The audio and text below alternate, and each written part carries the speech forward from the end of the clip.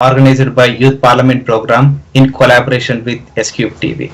Our first session will be on new approved national education policy with two experts, Dr. Jayaprakash Narayan, Foundation for Democratic Reforms, and Gurcharan Das, author, and Dr. Amit Chandra, Center for Civil Society. There are many individuals who work hard to make world is a better place.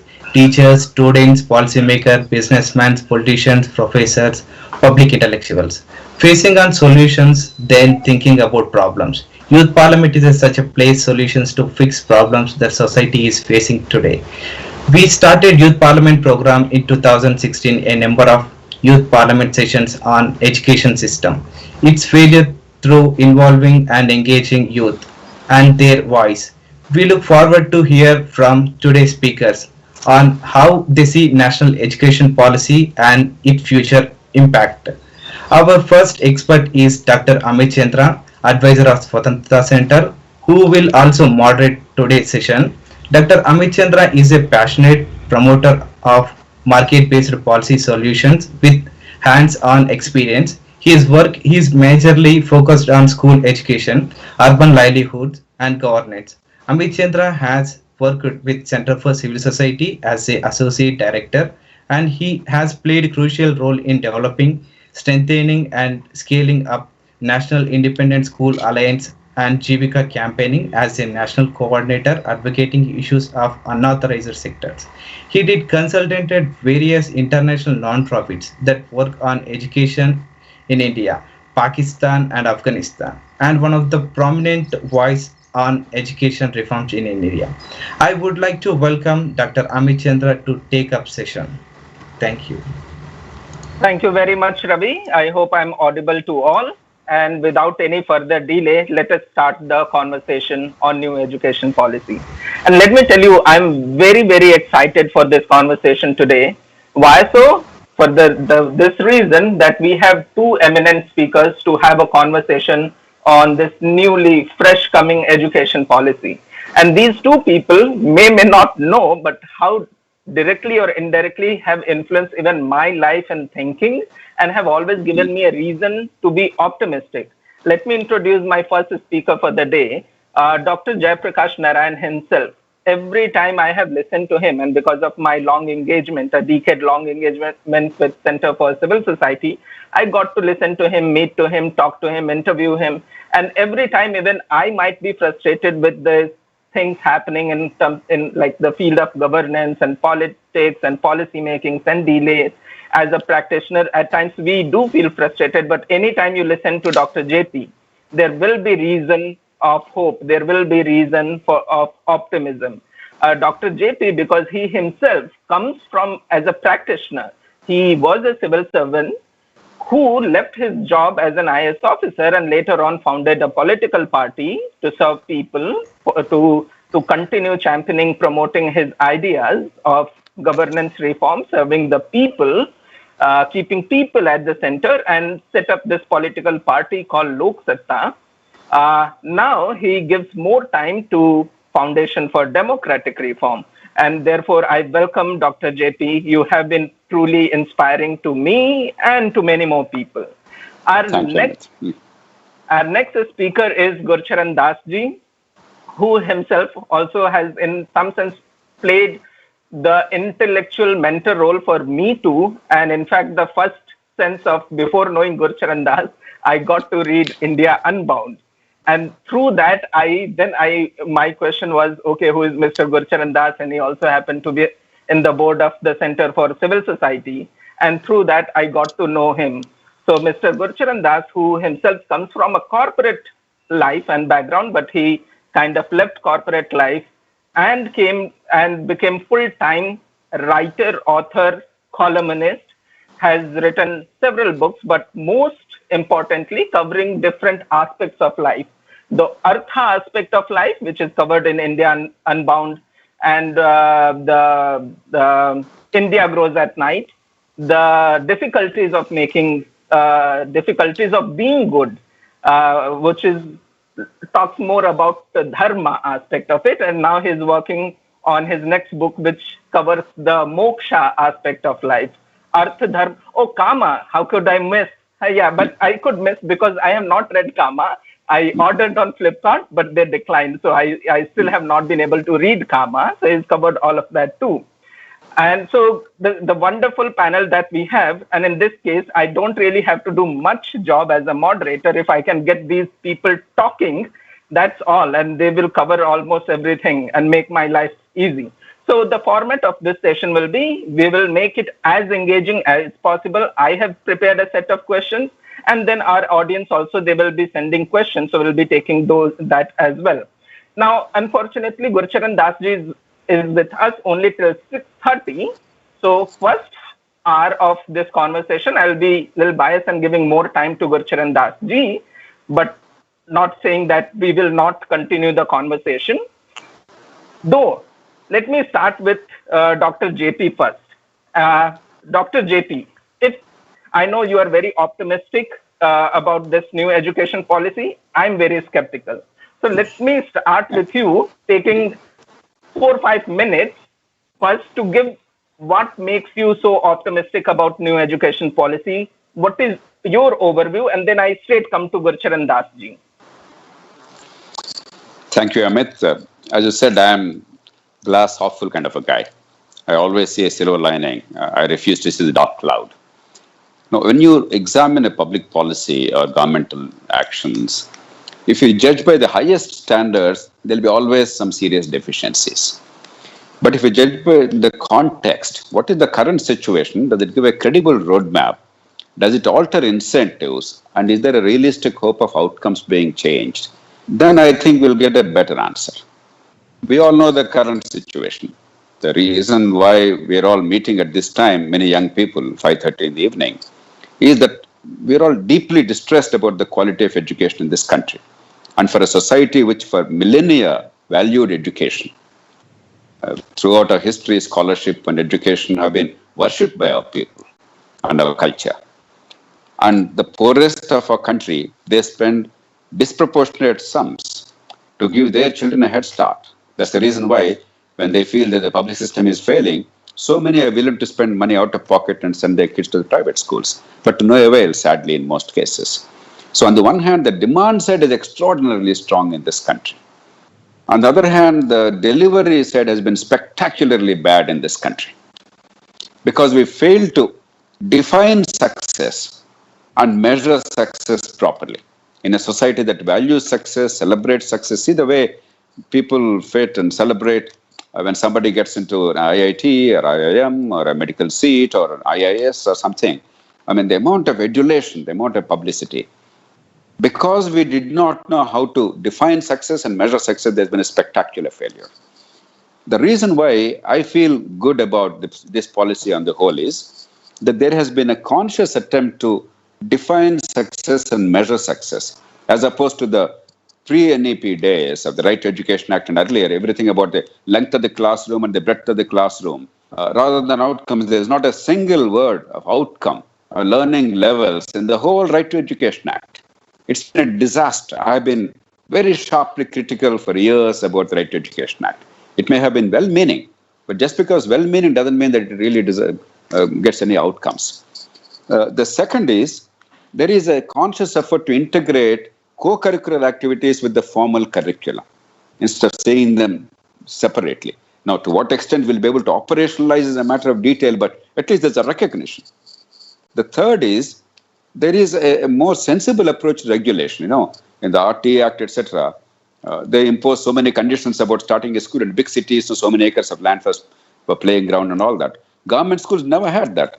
And yet, you punish the private schools. But today, there is an attempt to create a level playing field and separate management of schools from regulation of schools, from academic control, from evaluation and examinations, which is, I think, long overdue.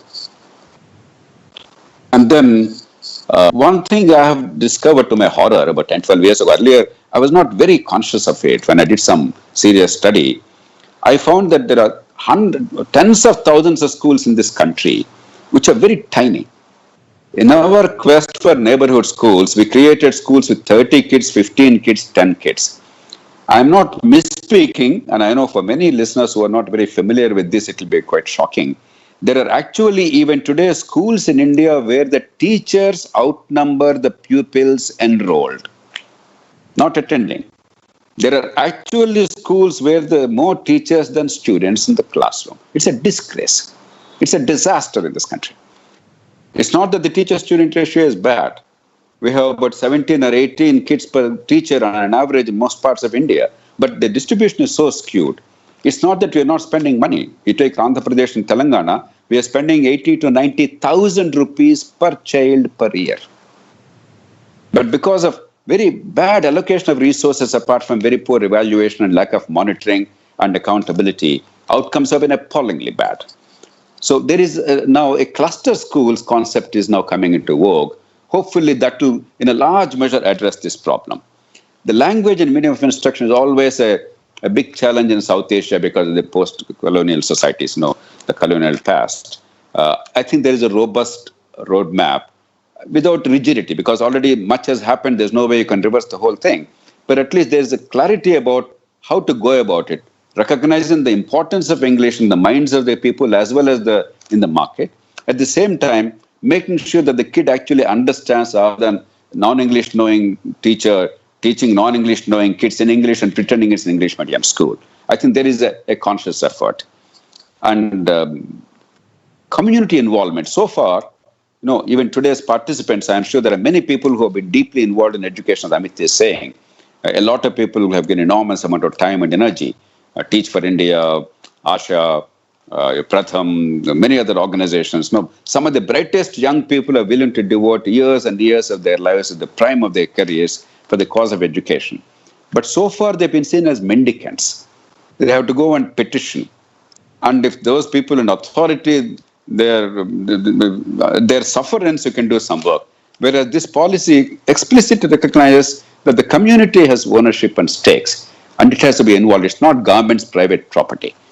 And finally, I'm straying into higher education a little bit, only to a limited extent. Vocational education mainstreaming, a conscious attempt is made. It's long, long overdue, and I think it's a good thing. So on the whole, I feel positive about it. But there are some caveats. Very quickly, I'll just list them, then we'll move on. The first is, whether we like it or not, a large number of Indian parents and children, almost all the rich and middle classes, and increasingly the poorer sections of the people, they have given up on public education. Half the students are in private sector. While this policy has not discriminated, it has not really encouraged those parents, that poor parents who send their kids to private schools, there must be some reimbursement of the tuition fee or payment of tuition fee. By whatever name you call it vouchers, you call it tuition fee reimbursement, you call it something else. Subject to a ceiling. Obviously, I understand there's no way you can give 90,000 rupees. We also must understand the economic realities. Partly because it's a reality. The people of India are voting with their feet. In many other countries, there's a big debate. In India, there's no debate. It's a no-brainer. It's a hands-down winner. People of India want good quality education. They don't care a damn it's private or public.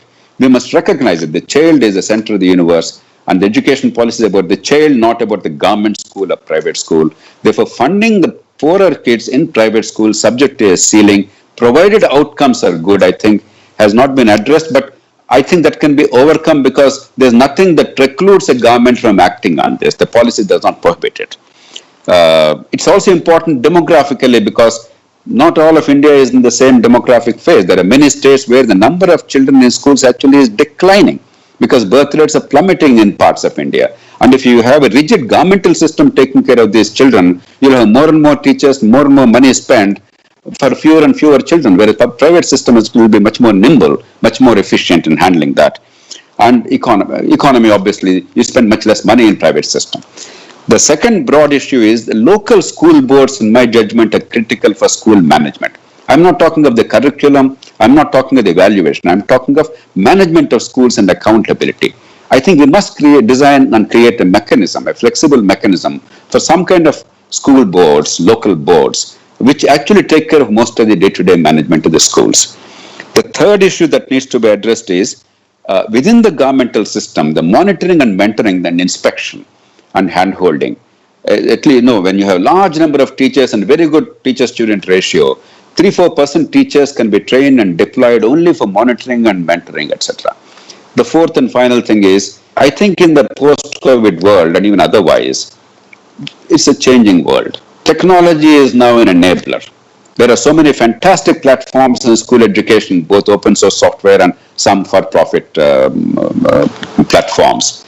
And the teacher need not be a person who goes and shouts at the top of his lungs. A teacher can be a mentor, a facilitator, a monitor, an evaluator, and a person who is a counselor, rather than a person who actually comes and regurgitates whatever he has to say that day. I think there must be greater space for that. Two last points. There are two aspirational things. I don't take them seriously. The 6% GDP, I'm not even persuaded that it's necessary when 50% of kids are going to private schools. 4.4% is pretty good now. Let's utilize this well rather talking of 6%. To me, it's both unnecessary and probably unlikely to happen. And of course, there is an emphasis given to preschool education. That is the headline stuff. Well, if it happens, that's welcome. The conversion of Anganwadis into preschools. But realistically, I don't see that happening in a big way. Maybe some beginning will be made in the pockets of India. And if some of the most advanced countries have not really made much headway in preschool education, I don't think India will be able to make much headway. I'm not talking about desirability. I'm talking about practicality. But then again, a policy is sometimes aspirational. But I wouldn't really judge the policy's success or failure by those two yardsticks. There you are, Amit.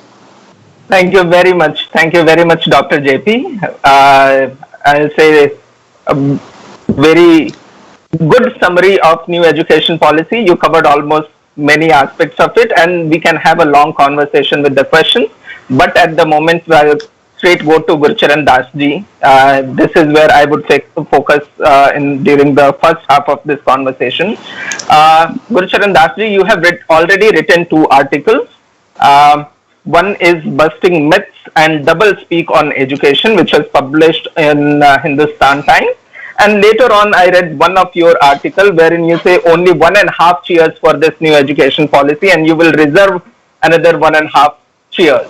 So coming to you, how do you see this over this national education policy, and what are the challenges that you see, the real life challenges, how close it is to reality to make things better? So Gurcharan Dasji, all to you. Well, Amit, there is so much so good in this national education policy that I feel actually very bad in giving it 1.5 cheers. I would love to have given 3 cheers. And I agree with a lot of what JP has said. I think this is perhaps the best policy we've ever had. Yet it does not come to grips with the crisis of education. And that's my basic problem. Just to let me say some good things. And JP has said them, but they're worth repeating. So the good thing is that there's a focus now on outcomes rather than inputs, on results rather than what we do. Second, instead of rote learning, there's an emphasis on critical thinking, conceptual, creative skills. And I personally think the best feature in this policy is its passion to create a mission to achieve foundational learning, which is basic language and math skills by the class 3 for all the children by 2025. Now, frankly, if they achieve only that, I'll give it 3 cheers. But now, again, let's talk about a few other good things. Tracking a student in class 3, class 5, class 8 through a reliable assessment. And I think this will improve performance. It will, the idea of vocational skills is a very important. And finally, the idea of they're separating governance. That is, the government has 2 roles. One, its role is to regulate education. And second is to run schools. Now, many of us feel that the portion which runs schools has failed. But those are two separate roles and there's a conflict of interest. And so this is partly responsible for the disastrous performance of our state schools. Now, let's get down to facts. What are the problems? What is the ground reality? And I'll present 8 facts, 5 and 3. 1 out of 4 teachers is absent in a government school across India on the average, and 1 in 2 who is present is not found teaching. Now, this is the result of a study that was done many years ago. It has been repeated on a number of occasions, and this applies. Some states perform better, but the average is this. Second fact, and by the way, this failure of absentee teachers is not because they are being paid low. Today, the average government school teacher salary is over 40,000 rupees a month. And this is 7 times India's per capita income. Second fact, in many states, teachers pass, only 10% of teachers can pass the teacher eligibility test. So teachers are not properly trained. In many cases, they actually have bought their jobs from politicians. And we know that even there's one chief minister who's in jail for selling teachers jobs. Fact 3, less than half the students in class 5 can read a paragraph or do a math sum from a class 2 text. This is a statistic every year. Pratham brings out the Asar report, and there's a lot of credibility to this fact, to this very heart. Absolutely, I mean, you feel like, you want to sort of hold your head down and cry. Fact 4, India's children ranked 73rd out of 74 countries in the international PISA test of reading, science and arithmetic. We were just ahead of Kyrgyzstan. And when they did this test, it was the UPA government was in power, and it was so embarrassed that they banned the test after that. So we've never had this test done after that.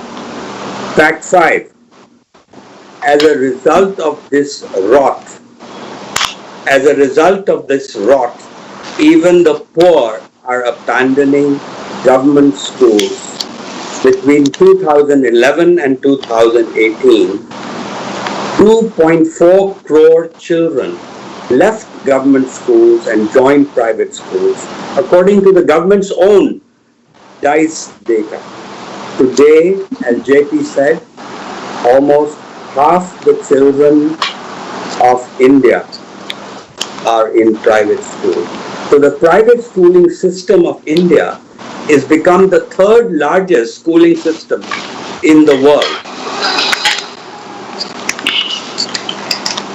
And there are today 12 crore children in this system. And the other factor about this private school system is that 70% of the children in this system pay a monthly fee of less than 1,000 rupees, and 45% pay a fee of less than 500 rupees.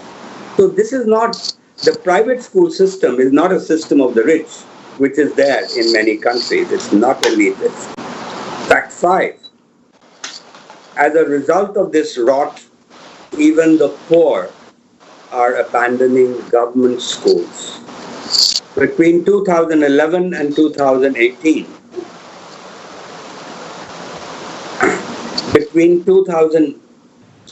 I'm just getting my fact here correct. So let's to the fact 6.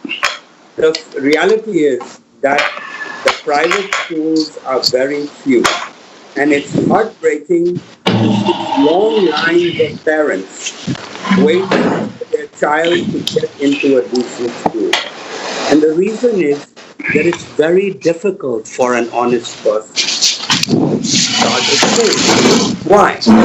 Because 35 to 125 permissions are required depending on the state, and it can take up to 5 years to get all the permissions and pay all the bribes, pay all the lakhs of rupees in bribes to start a school. Hence, idealistic young people, educators, teachers, none of them is willing to start a school. Fact 7. At the rate at which schools are emptying in India, Amartya Sen says that public schools in India will be history. And even now, many government schools, as JP told you, have become ghost schools in which there are more teachers than there are students. Final fact, number 8. Overall, it costs one-third to educate a child in the private schooling system versus the government schooling system. And this is the result of low fees and efficiency of the private system, and the outcomes are as good, if not better. So the society as a whole gains that you get good outcomes at A or same outcomes at the same at a lower cost.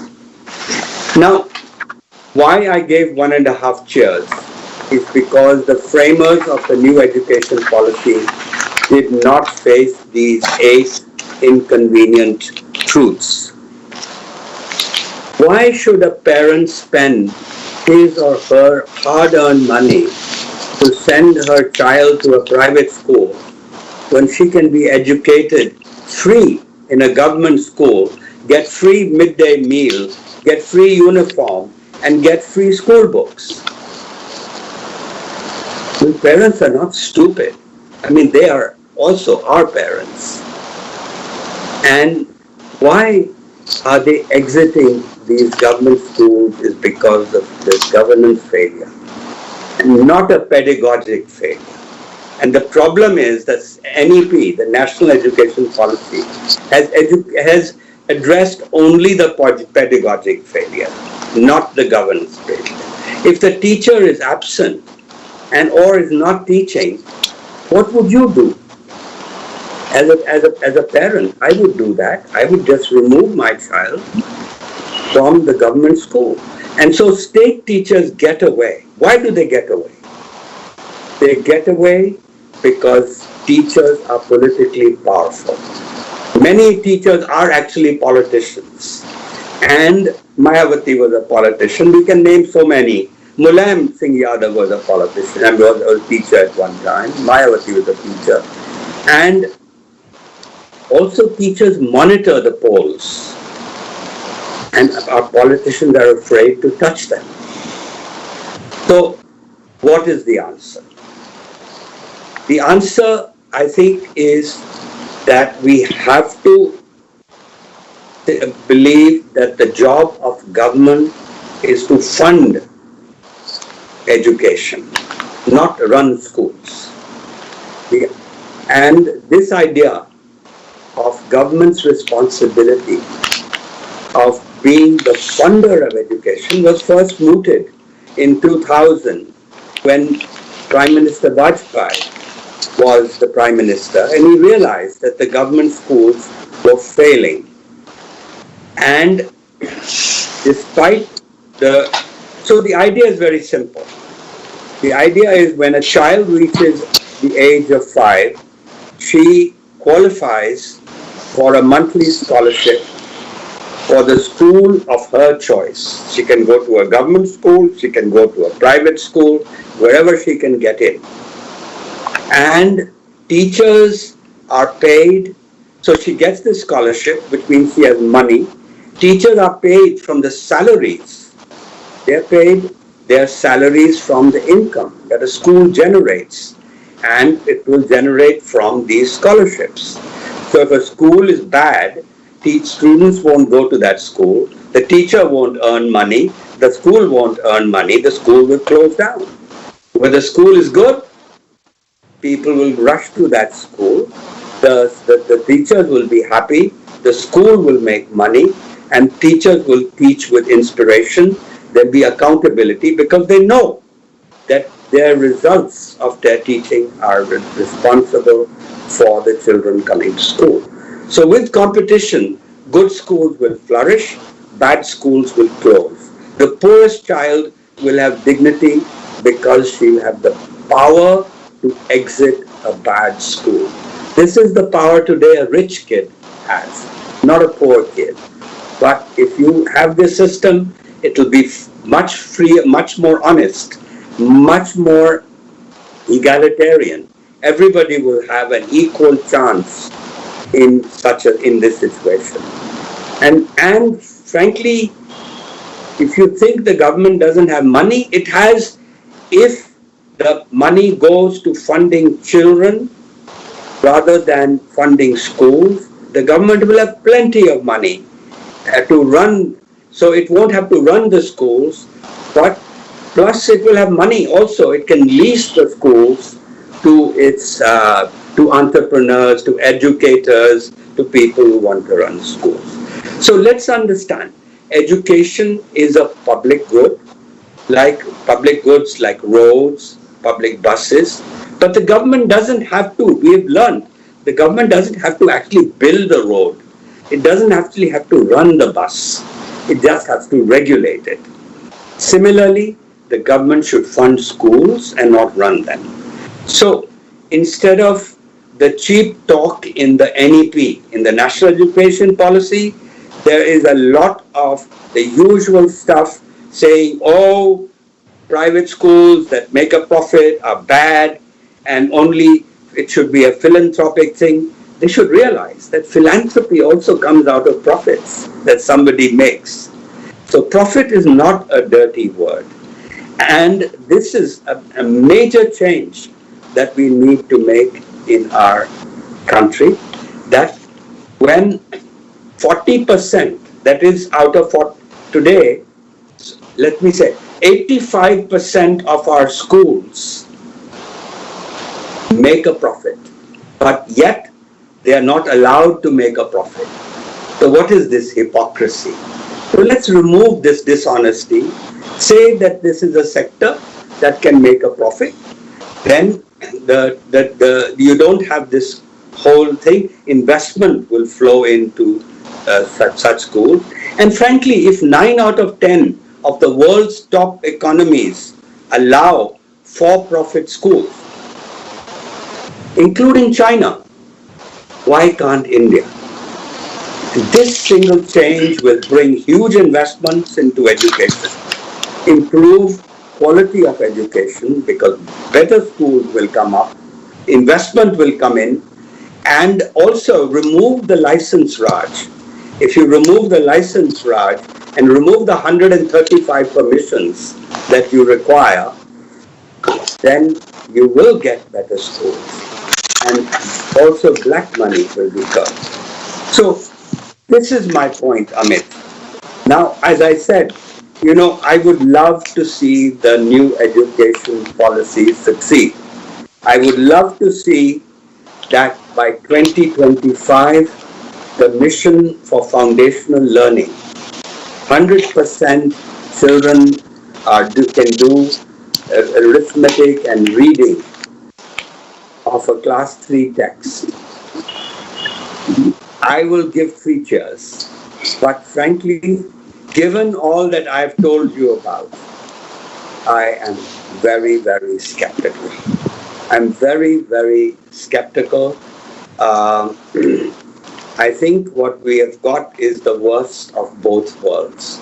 What we have got is an unperforming government school. I mean, I don't want to say there are many government schools that are very, very good. And I don't want to blame all teachers. There are lots of good teachers in the government schools. I know many of them. But let's look at the system as a whole. Don't see just the good schools. System as a whole is in a rotten state. And so I would say Let's one is at least experiment with the idea of taking a few districts, funding school teachers and funding students instead of schools, and also give autonomy to the private education sector where half the children are there. And I totally agree with JP. I mean, this is ridiculous, 6%. We've already pouring 4% of GDP into a system where the money is just going down the drain. I mean, and to say we have got to increase it, surely that's madness. So I would just say, I've spoken for too long, I think, but since I'm going to just take some questions because I have to leave in 20 minutes, I would just say, again, the autonomy I seek for private schools is one, remove the license Raj, remove the bribery and corruption, make it easy to open a school, call it and give them autonomy in pedagogy, etc. And you'll see the fact that and give them the autonomy that exists for them in other societies. Go by that norm. So I think I've spoken enough. I've spoken enough. This is a time, as finally JP said, this COVID has shown us that technology is going to be very important. We do need investment in technology, but let the private sector give it autonomy, let it use technology. But at the same time, let's try to fix the government schools. I mean, I'm not saying that. I'm just saying experiment with a few districts with vouchers. And this heartbreaking sight every year, long lines of parents waiting to get a child into a good school. I mean, this really every year it breaks my heart because most of them won't be able to get a child into a good school. So I've said enough. Great. Thank you very much. I think we got a fair amount of reasons to be optimistic for this new education policy, looking into the good provisions and some very good ideas it has finally incorporated, certainly. And when this new education policy came up, certainly it was in media, many people started talking about, hundreds of columns have been written about this new education policy. And many people, those who are not like the usual commentators on policy, are also making comment on this policy, and people are pretty much optimistic about it. But at the same time, my own fear happens to be also similar to what Gurcharan Dasji has said. Unless we incorporate the reality of the day, and we also see the trend, I mean, one of the solution that it has proposed. Let me come to the target, and then actually I'll take JP's comment on this as well. If the target is 100% gross enrollment by 2030 for this 5 plus 3 plus 3 plus 4 kind of education system we'll have, so until secondary education, 100% enrollment by 2030, which is like 10 years, and we don't even adhere to the facts and trends. Actually, the solution NEP has proposed for these small schools, and it says, it identifies, I'll say it's a wrong diagnosis itself, and therefore it won't give a solution. Why so? Because it says, because of Sarva Shiksha Abhiyan, which later now has been converted into Samagra Shiksha Abhiyan, a school was opened every 1 kilometer radius. It was made sure, and therefore now there are enough number of schools, but not the students. Though does not take the reality of the day that there were students, but actually they abandoned the schools, and therefore now we are in a situation there are more than 1 lakh schools, private, the government schools have below 20 enrollment. And in fact, and maybe I will have to check my fact once again here, but roughly around 7 lakh government schools are there, which has enrollment below 100. So below 100 student enrollment and 7 lakh schools. And then also if we take the number of average enrollment, it comes to roughly 45 students in a school, which makes it unsustainable or financially, it's not an efficient model. And therefore, the suggestion here is to cluster the school complex kind of idea. Where I would take JP's opinion, but let me take Gurcharan Das ji's few more perspective on this. Gurcharan Das ji, so my straight question is, when this education policy actually ignores the reality of the day, the trend that parents are preferring private schools, how do we see that that India can achieve 100% universal, 100% enrollment into secondary education? And also, when we know that this is not the pedagogy problem, as you said, it's by and large a governance issue. So if there are, let's say, girls in rural areas, they cannot go to a faraway secondary education because there are also eve teasing problem, lack of law and order, and etc. etc. And therefore, how practical it seems to have 100% enrollment into secondary education while you ignore the reality of the day. At the same time, I would also love you to talk a little bit on what stops government in 21st century creating a policy document still going with the hypocrisy of education being not for profit. What stops that? Yeah, well, so I mean, the basic problem, as I pointed out, is that these people, fine people, who have drafted this policy, which is getting a lot of applause, and rightfully, they have just ignored the reality on the ground. And the problem is governance. Now, I mean, there is a possible, I mean, Delhi is an example which decided to take education seriously. The politicians of the UP party, for the first time, any government really made a priority to improve the government school.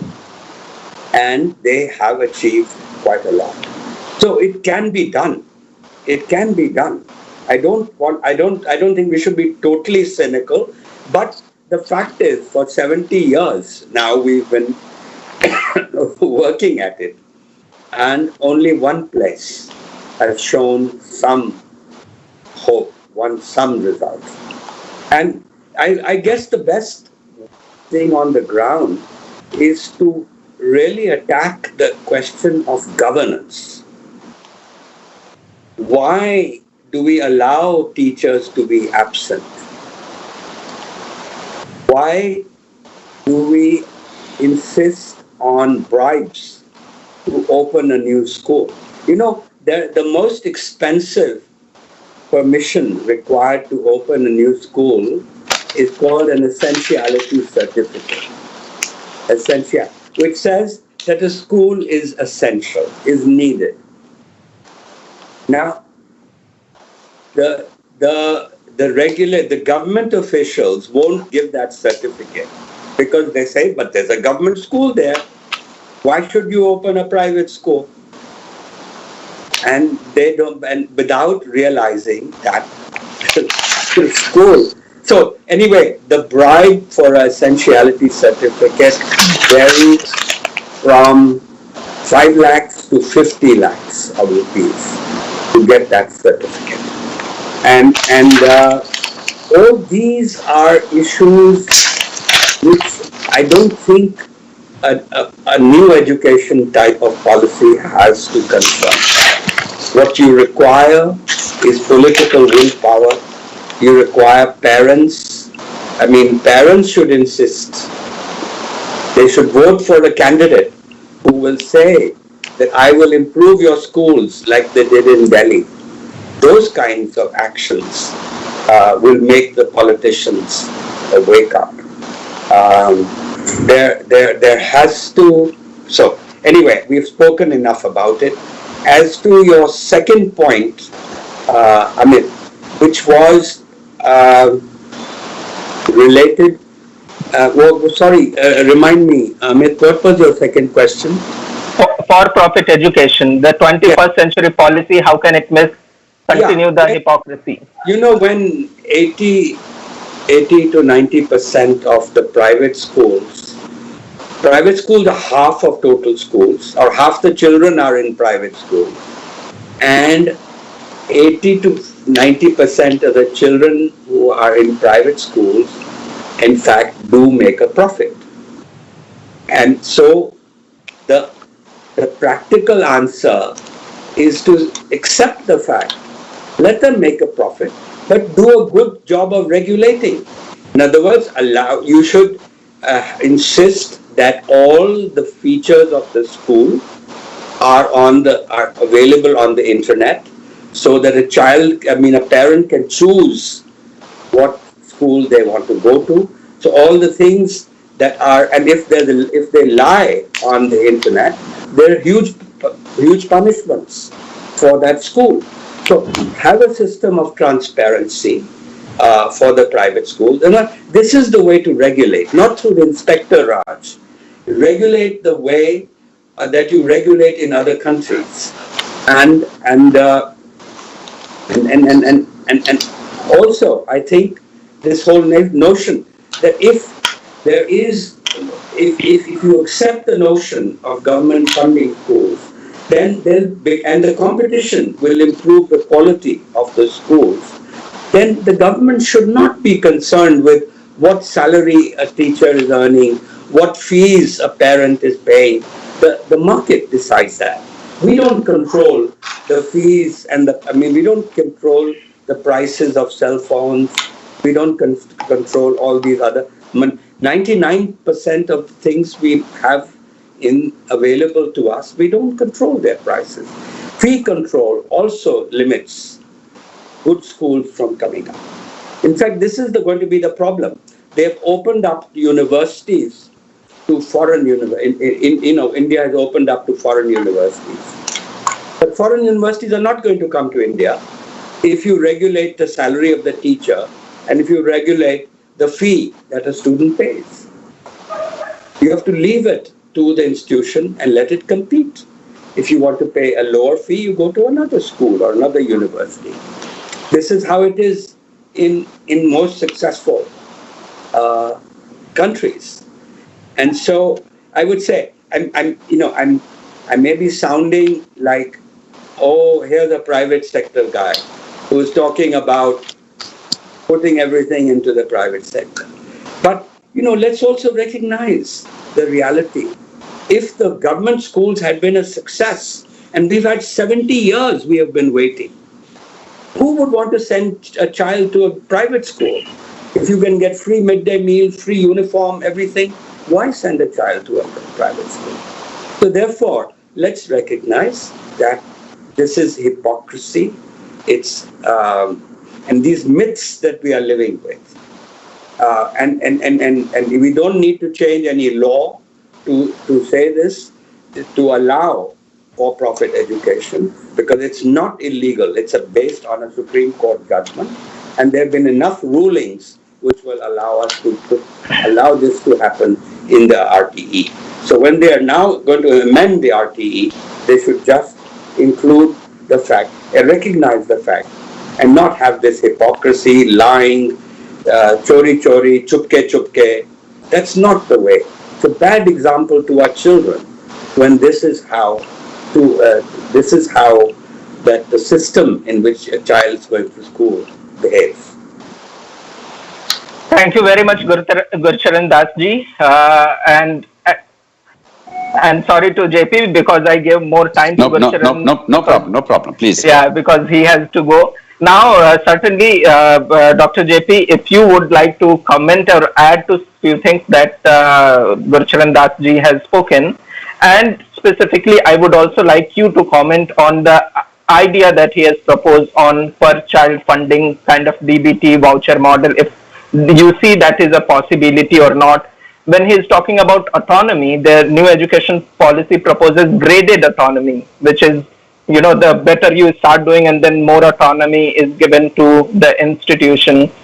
And in case of recognition, I think the education policy hardly anywhere touches the private schools or private education and recognizes the contribution made.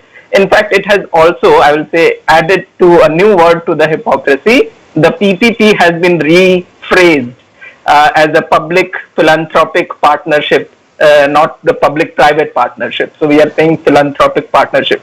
But these are all also could be a well-meaning and good things if implemented. Dr. JP, to you, how do you see the comments made by Gurcharan Dasji, and if you had to add something?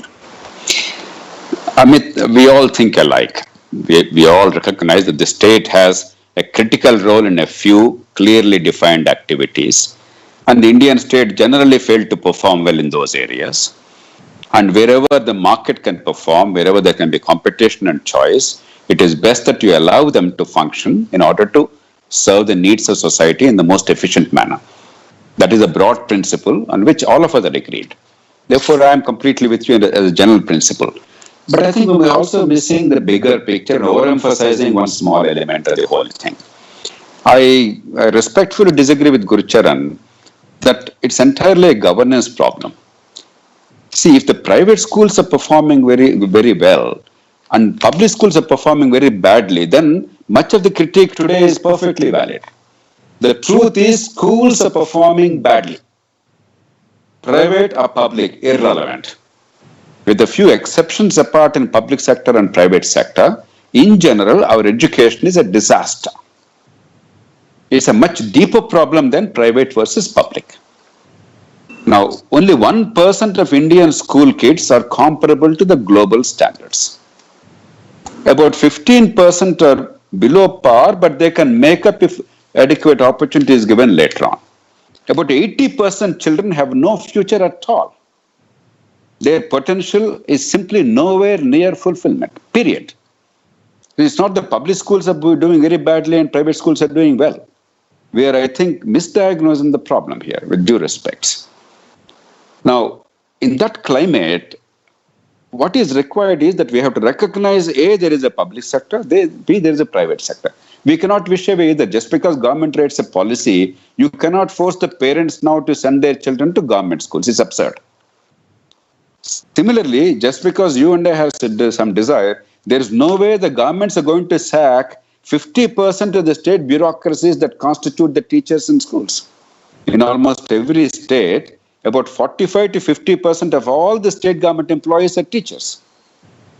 With all our Article 311 on our public sector, private sector, and our public discourse, the nature of our society, and so on and so forth, you cannot wish them away. And Gurcharan mentioned they man the elections, and unfortunately, despite I made very valiant efforts in the parliament when the Andhra Pradesh Legislative Council at that time was being reconstituted.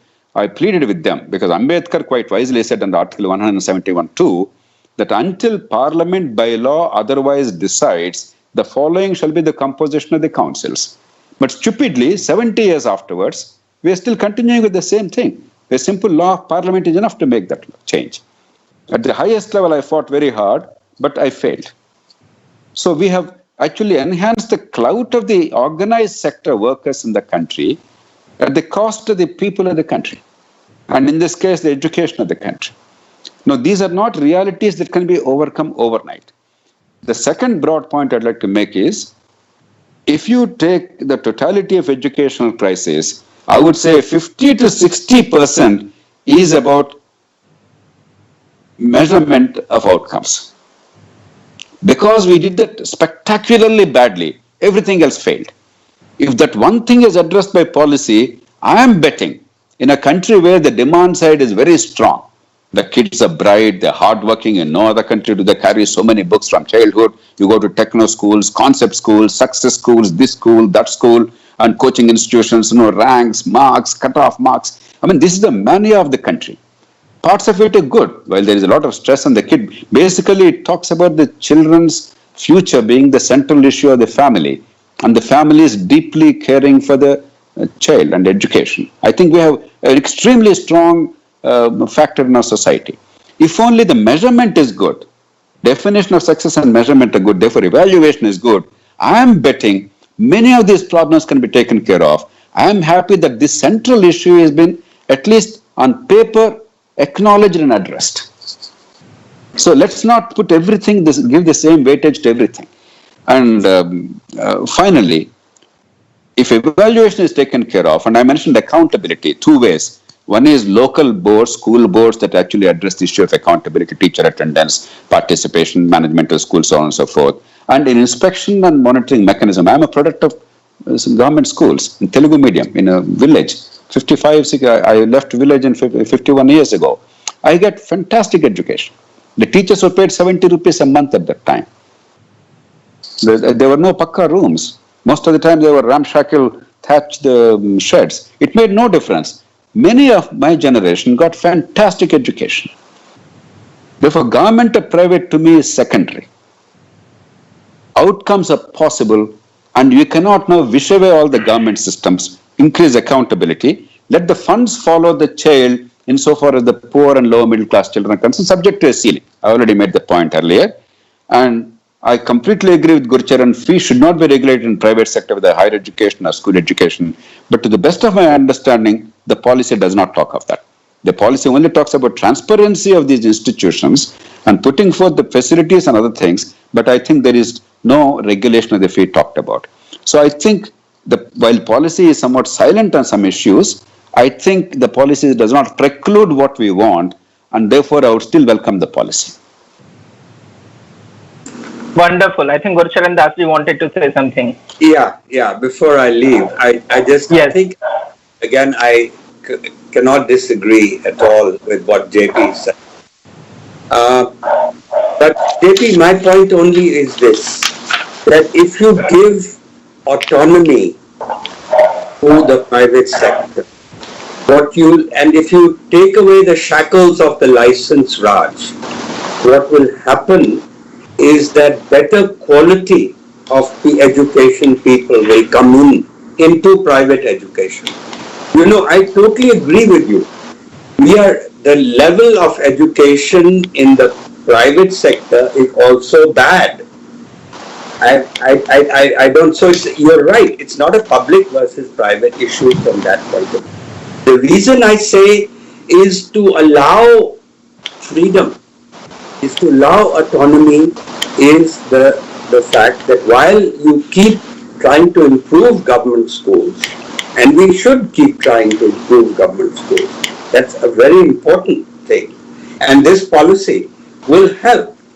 And what I was just worried about is that it doesn't, my problem was it doesn't address the systemic flaws.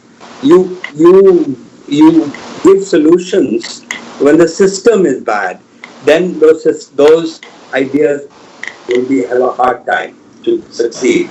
But at the same time, my thought was, with having this experiment of funding, at least try in a few districts, funding students. The other is, at least we have in the RTE law that 25% of the seats in private schools are reserved for the poor children. Give that money not to the school, but give that money to the child. If you give that money to the child, you empower the child. And then the child can go into a good school with money. The DBT transfer of that 25%, that the 25% of the children in the private schools will be empowered. So the same idea, that's a form of a voucher, is also a scholarship that you're giving the child. So I would say, give the money, do the reform of the government school, give the money to the child through the RTE law, to the 25% reservations, and also I say drop the hypocrisy that we live with. I mean, it's not good for the nation's dharma. It's not good to lie every day. A principal has to lie every day, and then they're accused of profiteering and all that. Anyway, you're right, education outcomes are bad in the private schools as well. But if you remove these constraints and more investment will come in, you give money to the parents will then compete for the best schools. Better improvement will take place overall in the system. Just so, improve your government schools, give autonomy to private schools. That's the mantra that I am suggesting. On both issues, Amit, I totally agree with Gurcharan. There is no need for license Raj and this hypocrisy. I totally agree. And fee regulation. Amrita Patel, who was running a medical school in the name of her father in Anand, she told me with a lot of pain that when there is a complete transparency of accounts and she asked the government to allow a reasonable fee structure to meet the running costs and the market is willing to bear, the officials in Gujarat government said, everybody is collecting it in cash, you also collect it where asking for fee enhancement. So I completely agree. This kind of hypocrisy and this pretense is extremely dangerous. Not only is it a profit versus non-profit issue, but the moment there is a fee regulation, you are driving everything underground and you are discouraging the best people to participate in the field. And I am totally in agreement, I've been saying it for long, that the fund must follow the child. Even the aided school system must be given up. It's not the teacher's salary that should be funded. It should be the child's fee. And the poorer sections of the people who are already getting certain benefits like, PDS, etc., etc. If you identify those kids who are already in private schools, and so let's say a ballpark number, 15,000 rupees per annum, or 12,000 rupees to start with per annum is the, let's say, ceiling for the time being. I think that's a modest beginning. And that will address a lot of these problems. I completely agree with you on both those things. My only appeal is, when significant parts of it are good, on grounds of this very fundamental principle, and taking a very fundamentalist approach, if we revile the government, my fear is that nothing will happen. I am with you, but the impossible best should not be enemy of the possible good. That's my humble appeal to you, because people like you have enormous influence in public discourse. And I don't want the bureaucrats and politicians to become completely discouraged, because there are elements of this which are actually quite exciting. When you read the policy document, you see that there are minds working seriously and honestly. I am quite encouraged by that. Maybe because the bar is very low, maybe because we've seen such nastiness and such stupidity, maybe because Right to Education Act is such a disastrous failure. I am actually quite encouraged despite certain deficiencies. So my appeal is, be a little more encouraging so that they actually achieve what they want to.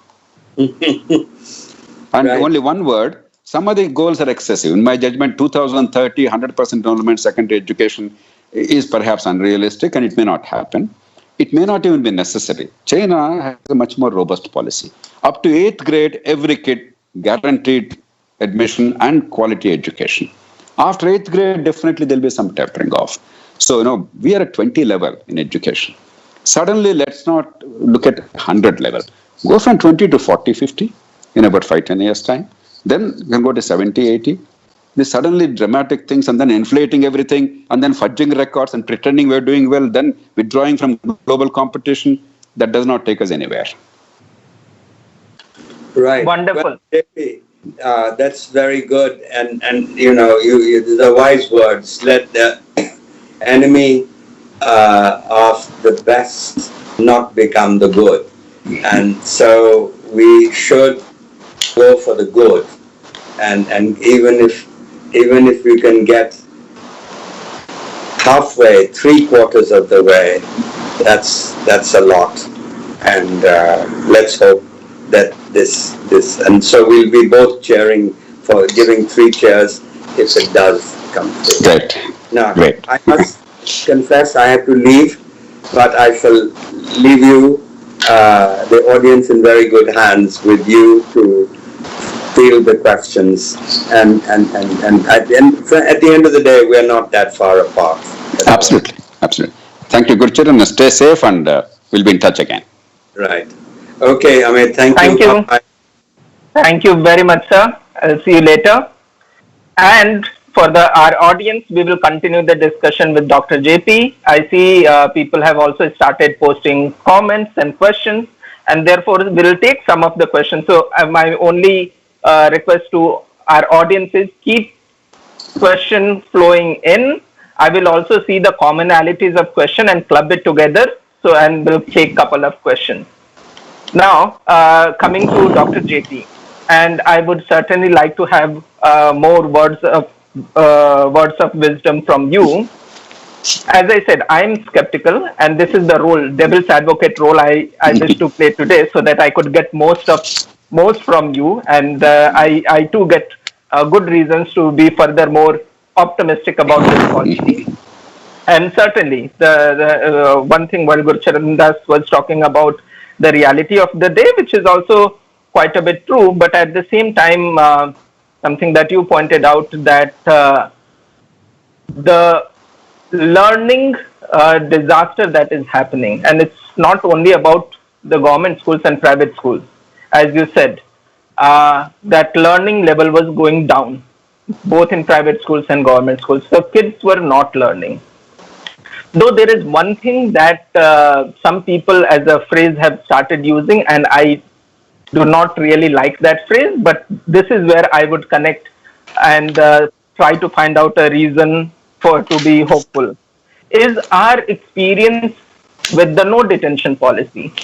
While we know that learning outcome was going down, we also know to some reason in the background it was also because of the no detention policy. Though once again, the idea was beautiful, and we all, almost everyone supported this idea. Almost all educationists supported this idea of no education policy, because the idea was to take away pressure from students to the teachers. So make sure that it was something on teachers to make them more accountable, to make sure that 100% students are able to learn and pass, and therefore continuous comprehensive evaluation idea was proposed, and all of these things. So well-meaning idea, but our experience with this provision of no detention policy under the Right to Education Act itself resulted into learning disaster. And this phrase that people have started using is the learning crisis in India. The students are not learning. I really don't like this idea. I keep saying it's not that the kids are like crazy and mad and they are incapable of learning. It is the system's failure. It's not the children's crisis. It's the teachers and system crisis, which is not able to teach them even foundation thing. And therefore, so once we have this no detention policy, well-meaning idea, we all were enthusiastic, but it failed. Now, if we apply with the same kind of the teacher and mechanism and system, if it remains the same, how do we, or it is not just a question, skeptical question, actually I'm looking also for what should we add on. This is also a comment on YouTube that we have received. What should we add on? What system and policy pressure and mechanism we make sure that it does succeed? Amit, let's again revisit an issue that's been discussed, but I think I still want all of us, and through us, a lot of people in the country understand the magnitude of the crisis. The first ASER survey in 2005, along with Montek Singh Ahluwalia, I released the report in Delhi, Constitution House, Pradhan's report. The recent years, they have been doing life skills between 14 and 18, some simple rudimentary life skills. Between 14 and 18, 22% of the kids cannot read a simple passage. It's not even about understanding. Pradhan surveys are only minimalist. It's not even comprehension.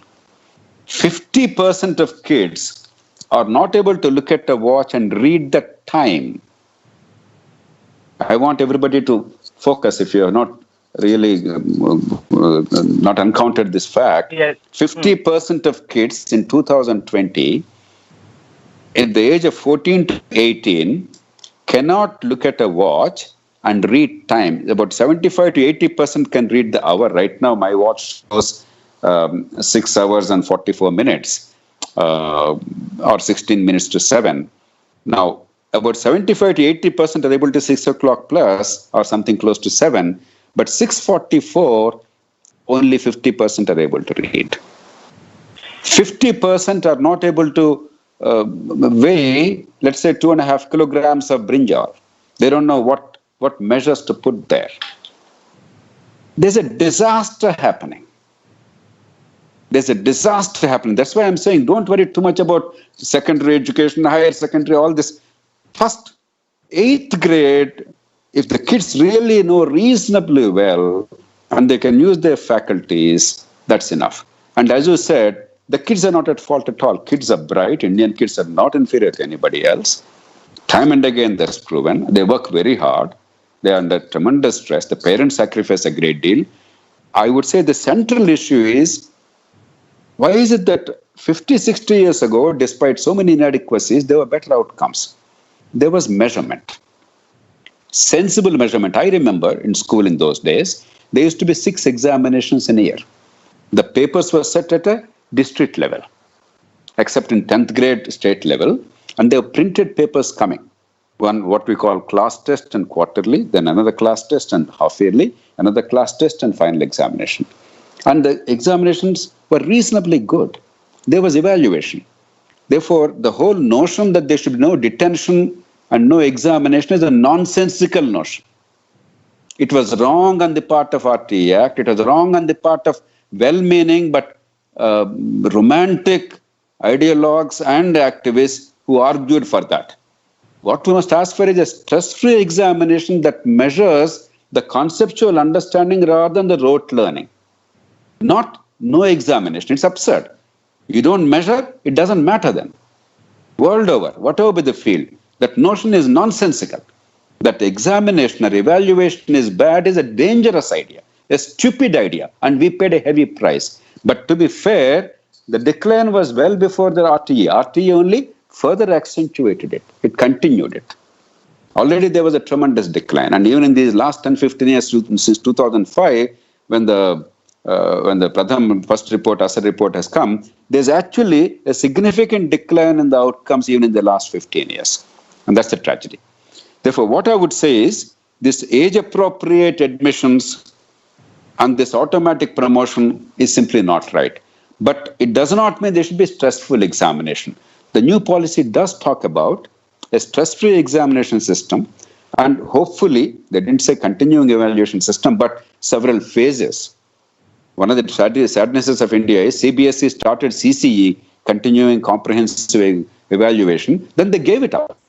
A good idea was given up. I presume because the teacher pressure, because they felt each student has to monitor on a regular basis, there's a lot of additional work or whatever. It was a very silly thing for the government to give up, or CBSE to give up.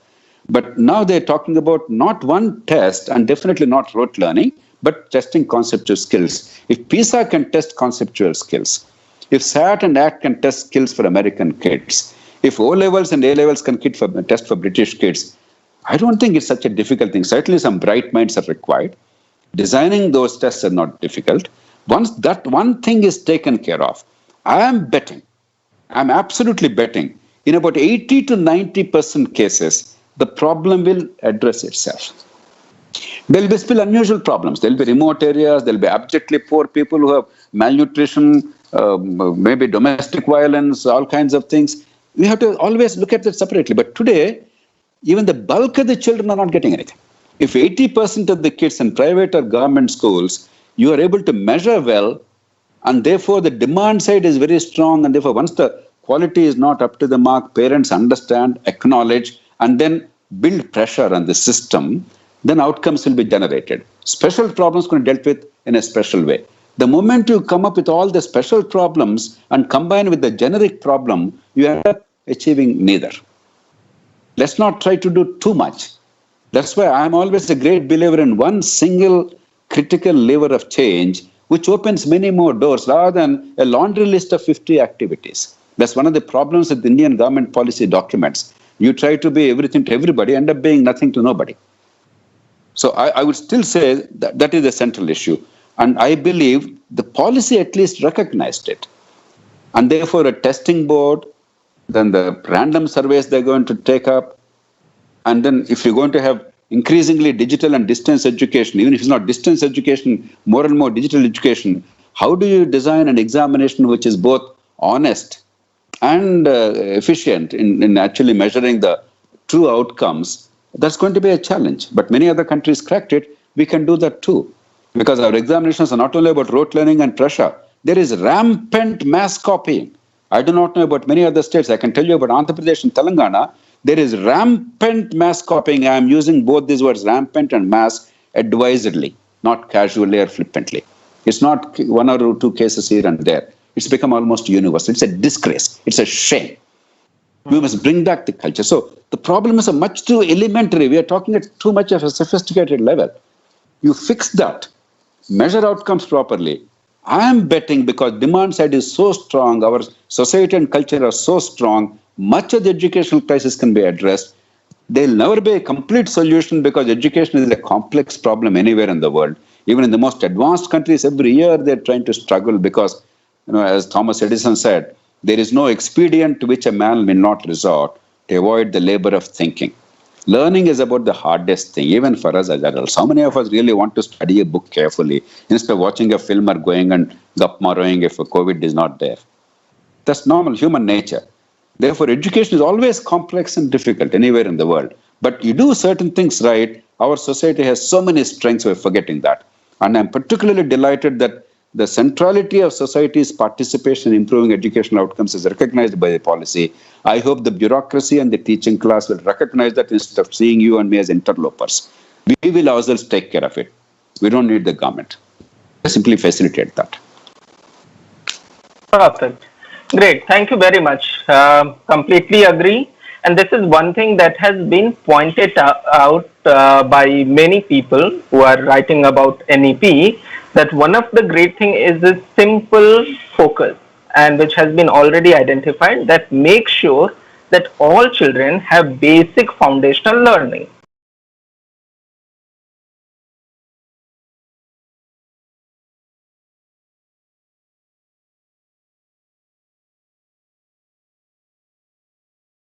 Then the gap in their learning as they are being promoted from one class to another class, but since they have their foundation is not strong, they are unable to cope up with the increasing curriculum and the teaching. And once they start lagging behind at the initial stage, they are always lagging behind. And therefore, that is one central thing that this focuses. So the idea here is to make sure achieve universal foundational literacy and numeracy in all primary schools by 2025. A very smart goal in that sense. Anyways, so I would, unless you have a little more things to feel free to comment even beyond my question, but then I would like to take your idea towards more of the regulatory structure that it proposes. In both school education and the central education, the higher education, it has first time a policy document has talked about the separation of role that at times was getting mixed up because the same body, let's say the state government, which is the planning, conducting tests, implementing, measuring the success and funding it, regulating it and all of that. How do you see those changes happening? Do you see on a positive note or on a critical note? Because there are some people who are also pointing out that this might actually add to the already bureaucratized education system. So how do you see that change happening? I don't agree with that criticism. We must recognize that we are already spending enormous sums on school education. And 50% roughly of all the state bureaucracy is education. Therefore, if we add one regulatory agency and one testing board, to say that, my God, there'll be top-heavy bureaucracy is not very wise because there's a very sound policy goal. And education is a very complex process, a lot of professionalism, a lot of depth. The people who design the test, for instance, it's not simply, some idiot being given the task of setting papers, and whatever occurs to him, he puts those 6 questions there, and then 3 or 4 people separately design those question papers. And then a few days before the examination, some director, somebody picks one of them at random. That is the way it is conducted today. They say it's a great source of secrecy and an examination with integrity, which is rubbish. To design an examination is a very professional task. It requires deep expertise and a lot of global and national exposure. And already the state councils of education, research and training, SCRT, and of course NCRT are reasonably equipped, I think, but in the last 10-15 years we have actually undervalued their role. We have made them less important, particularly SCRTs. I think we must rejuvenate these bodies and separate these functions. I am not in agreement with the notion that we are adding to the bureaucracy. We don't have to have large bureaucracies. And I particularly like the expression light and tight regulation rather than excessive regulation. Nowhere is there talk about fee structure being decided. And university education particularly, tremendous emphasis is given repeatedly to autonomy. Even the colleges, they say degree awarding colleges and they must be given complete freedom, their own board. And university is multidisciplinary, etc. Two kinds, teaching universities and research universities. I think broadly the conception is valid. School level, obviously you can't have the school autonomy in terms of academics, but autonomy in terms of management is absolutely necessary, and state schools must be managed locally. I think there's a gap there in the policy. I would not say the policy is running counter to this objective, but I think that's something that we should push them. Have some local boards, maybe for each block or a combination of blocks. In all of India, for instance, United States has, I think, some 4,000 district school boards or school districts. Now, India can easily have about 3 or 4,000. We have the revenue districts, each have about 2-3 million population, about 600, 700 in India. I think for each of these revenue districts, if you have 4 or 5 boards, district school boards, then I think it's a compact enough one, a reasonable number for every million population roughly, at least, or 500,000 population. If you have a school board, and they manage all the schools, primary, secondary, higher secondary up to 12th grade, etc. I think then a lot of convergence will take place, a lot of efficient utilization of resources, and most of all, accountability of the teachers. If that is incorporated, I think that will address the problem. Great. Accountability of the teacher. And this is the last question. I do have many questions, but I see many questions are coming up on this chat box too. So 6:55 till 7 o'clock, it's my question. 7 o'clock onwards, I will take only audience questions.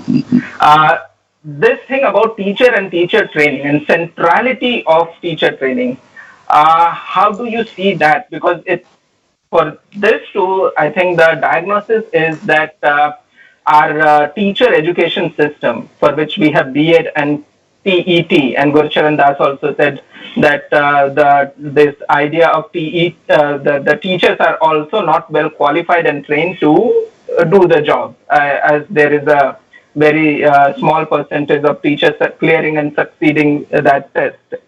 Now, here is the provision in the new national education policy of revamping the teacher education and specifically B.Ed. And for that, it proposes by 2030, all B.Ed courses should actually be 4 years B.Ed courses from current 2 years B.Ed courses.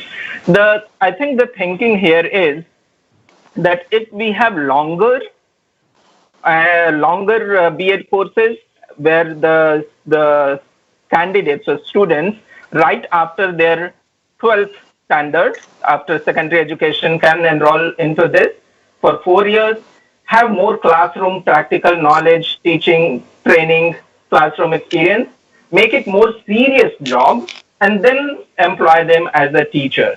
Do you think this is the right diagnosis and the right solution proposed? Will that make teacher and teaching and all of that accountable, a good process that delivers? Because this has been, once again, skeptical me, I'm sorry. I see that a system should have kept student as a center, and certainly teachers are important. I'm no way undermining the role of teachers, but keep student as a center and then think of teacher role and training and compensation and everything, rather than keeping teachers at the center. And when I read this, pretty much seems like teacher and teaching has been kept in the center of the policy making. So how do you see that, sir? Amit, if you look at the policy, the school education part and the higher education part, there has been a conscious effort in integrating the teacher training in both. Whatever they mentioned in school education, they try to address that in university education or higher education, the policy framework. To that extent, there's some thinking. Now, I'm not an expert in pedagogy, etc. Therefore, I cannot say what is the best model. 3-year course, a 4-year course, or this or that. No, all kinds of things. Now, I'm sure I can come up with a model, you can come up with a model. But a group of experts came up with a model, and I would go along with that. I would not really bother too much about the detail, because somebody else can come up with a different detail. Doesn't matter what it is, as long as it's well-meaning, sensible, anything will work. But we must recognize a few facts. One, you have a body of teachers, probably in government schools today. I don't have the ready numbers, but I presume probably about 7-8 million teachers now in government system in the country, about 6 to 7 million government system alone in the country. This is a ballpark number. I'm going by Andhra Pradesh, Telangana. Roughly, they have about 4.5 lakh teachers. I presume that means about maybe 8 million or maybe even 10 million teachers in all of India today. 10 million teachers, 10 million teachers, yeah. And whatever you design, it's only prospective for the future. There was some qualification given. There was recruited on certain criteria. There is no way you can now suddenly say you're all disqualified, you will be sacked as teachers. At best, you can upgrade their skills and creating capacity to train so many people, not merely perfunctorily, but seriously itself is a challenge. Therefore, it's a prospective thing. Two, the school failure is much deeper than teacher training alone. I have seen in some of the finest schools, when my kids went to some of the better schools, and these teachers are very good and inspired, the schools are good, some of them are really very high quality schools with great inspiration. And yet, because of the glaring conceptual deficiencies at the school level, for the teachers when they were going to school, they were actually not good enough teachers in some respects. On the rare occasions as a bad parent, when I checked what my daughter was doing, when I found some of the mathematical concepts that she was doing consistently committing the same mistake, I discovered it's a teacher's error. When I pointed that out, I got a note saying that thank you, sir, for pointing out. I'm sorry for that. It's not because teacher is bad. It's not because she's not motivated. It's simply because she's not well educated. The teachers have come from the same system. They have not come from the moon.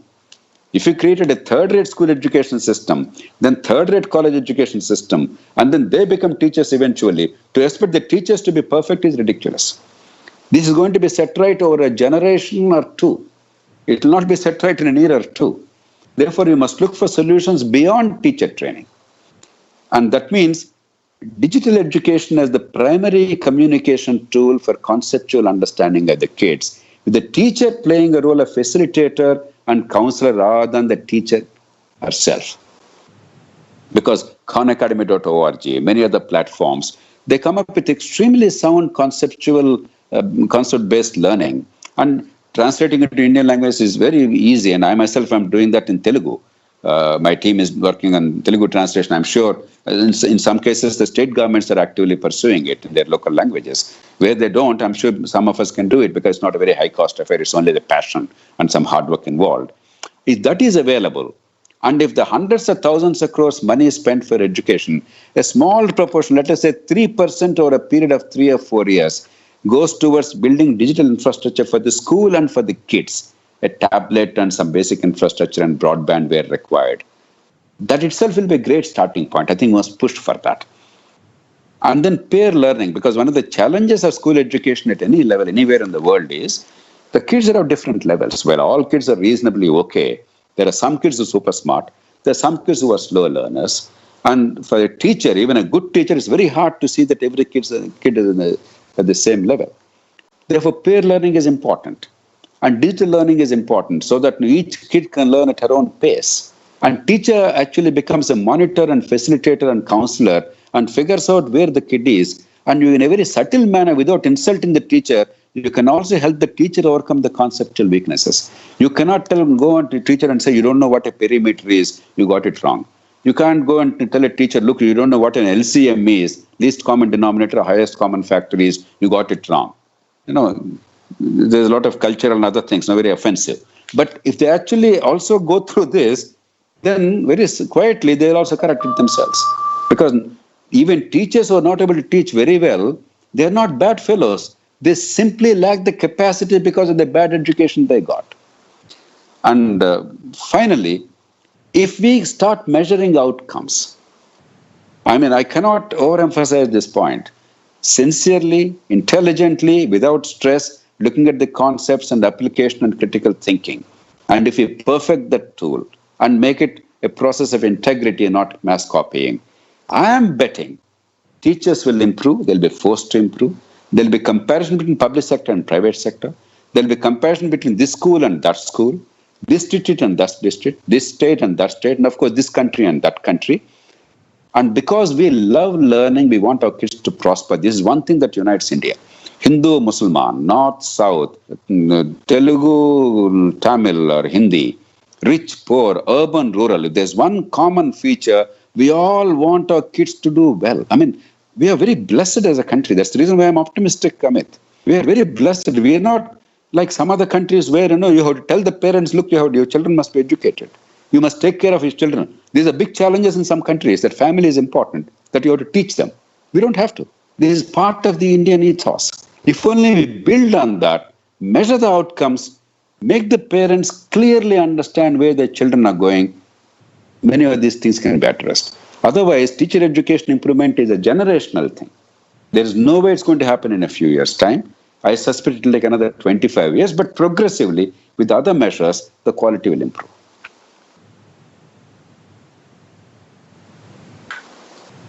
I think it's muted. You are muted. Okay. Thank you very much. Yes, until the teacher service quality improves, certainly it will be difficult to imagine in education system and learning outcome improving. Anyways, now if I stop my part of questions, I do have many more questions and I can continue for hours, but I know that we have to stop also and let us by 7:30. So I take some of the questions from our audience, people asking questions. One part of the debate, which is on language, and we have not covered. So here the question is, and someone has identified that once the language of instruction, and that is also not mandatory, it is only recommended. So once it is recommended, let's say government schools adopting, private schools you cannot force, and then wouldn't there be a kind of divide? There is already rural and urban divide and tech gap and everything. Wouldn't this create another kind of gap among the students as a learning level? And anything additional on the language part that you want to cover here? So I'll consider all language part of questions answered. Amit, a lot of confusion has arisen about language and medium of instruction in India because we identify that with the mother tongue, very loaded expressions, very emotive loaded expressions, and culture. The moment you view it through the prism, through the lens of culture and mother tongue, you go astray. Then the issue is, are the poor kids the custodians of the mother tongue, not the rich kids? Are the poor kids alone, do they have to bear the burden of protecting the culture, not the rich kids? Rich kids will have one kind of education, poor kids another. These are absurd arguments. Therefore, I would never like to examine it from culture and mother tongue point of view. I don't care. I learned everything in Telugu, but today I think in English. When I speak in Telugu, which I do most of the time when I speak to Telugu audiences, I translate every second into Telugu instantly. So I think in Telugu, in English now. Therefore, I'm not opposed to English as a language. But the larger point is not mother tongue or culture, whether the kid is able to learn or not. Let me refer you to Mahatma Gandhi. I know Mahatma Gandhi is not a very fashionable person these days. I myself disagree with Mahatma Gandhi on so many issues. In some respects, he was probably a Luddite. But on fundamentals, he was a man of extraordinarily perspicacity. In 1916, on the 4th of February, he gave a very seminal speech, which was interrupted midway, incidentally, at the Benares Hindu University inaugural ceremony. About 30 speakers, eminent speakers were Indian and foreign, British mostly. They were asked to address those gatherings. Annie Besant was chairing the session at that time. The Viceroy was present, all the glitterati of India were present.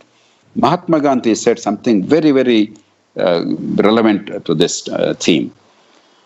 He said, look, Lord Higginbotham, who was also present there, who also gave one of the addresses, he said, no matter how proficient we are in English, we can never match Lord Higginbotham in English. No matter how much he works hard, he can never match us in Hindi or Gujarati or Telugu. At the end of the day, our ability to understand and relate to the rest of the world is largely linked to language. And in childhood, this is obvious. And if you try and teach a child in childhood in a language that the child does not understand, you're not teaching.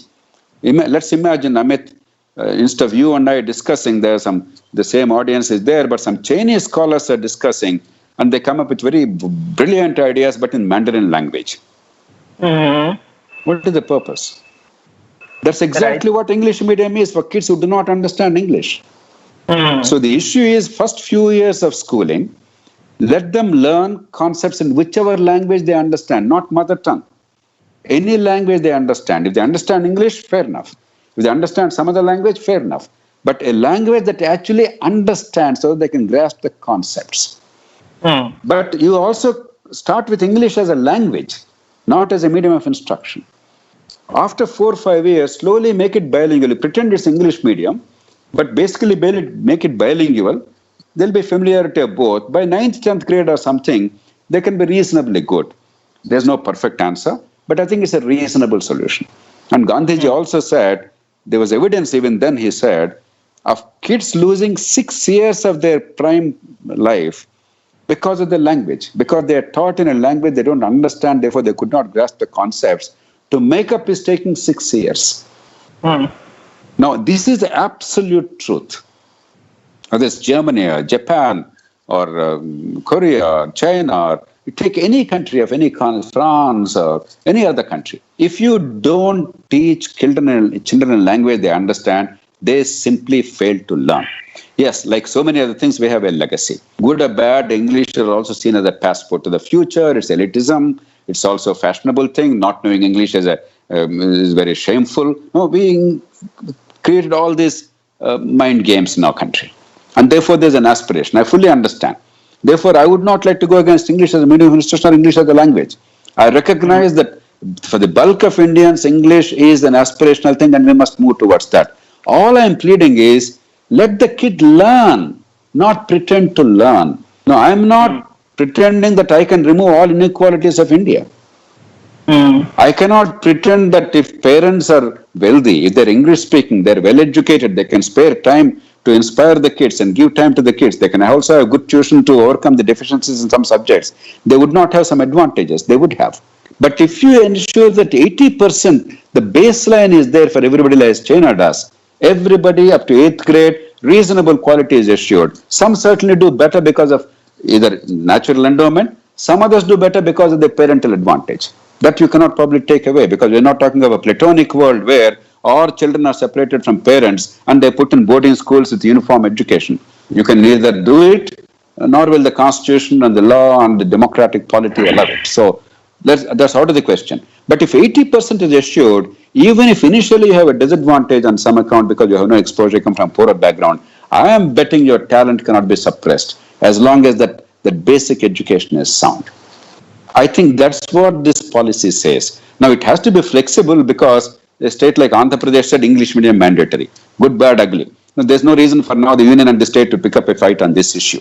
It's, in my judgment, a non-issue because a non-English knowing teacher teaching a non-English knowing kid in English and pretending English medium. What is the big debate there? It's a pretense. So, if some states are determined, let's not worry too much about that.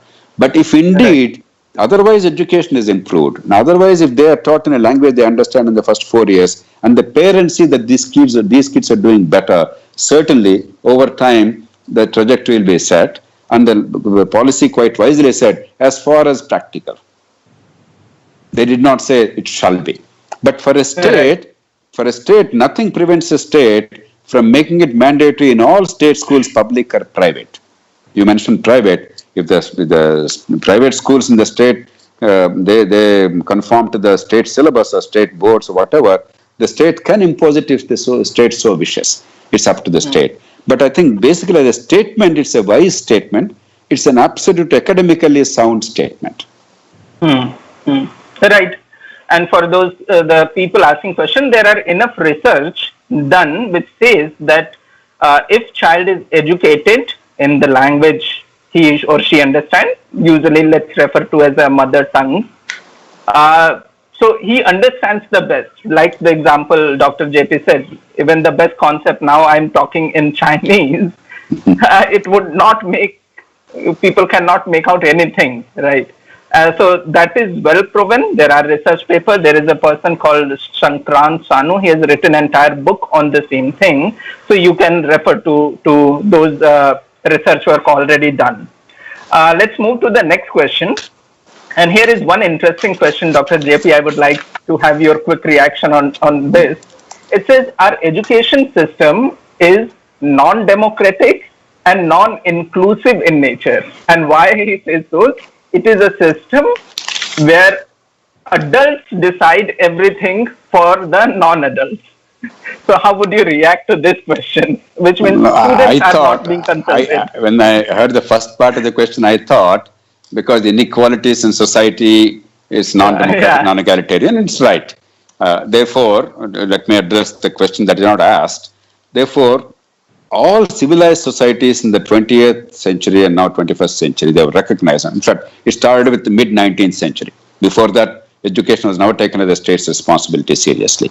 They recognized that not only is it necessary to give skills in order to promote economic growth in the modern age, but also you must give a reasonable opportunity to be able to excel irrespective of the circumstance of birth. Therefore, it's a tool of egalitarianism.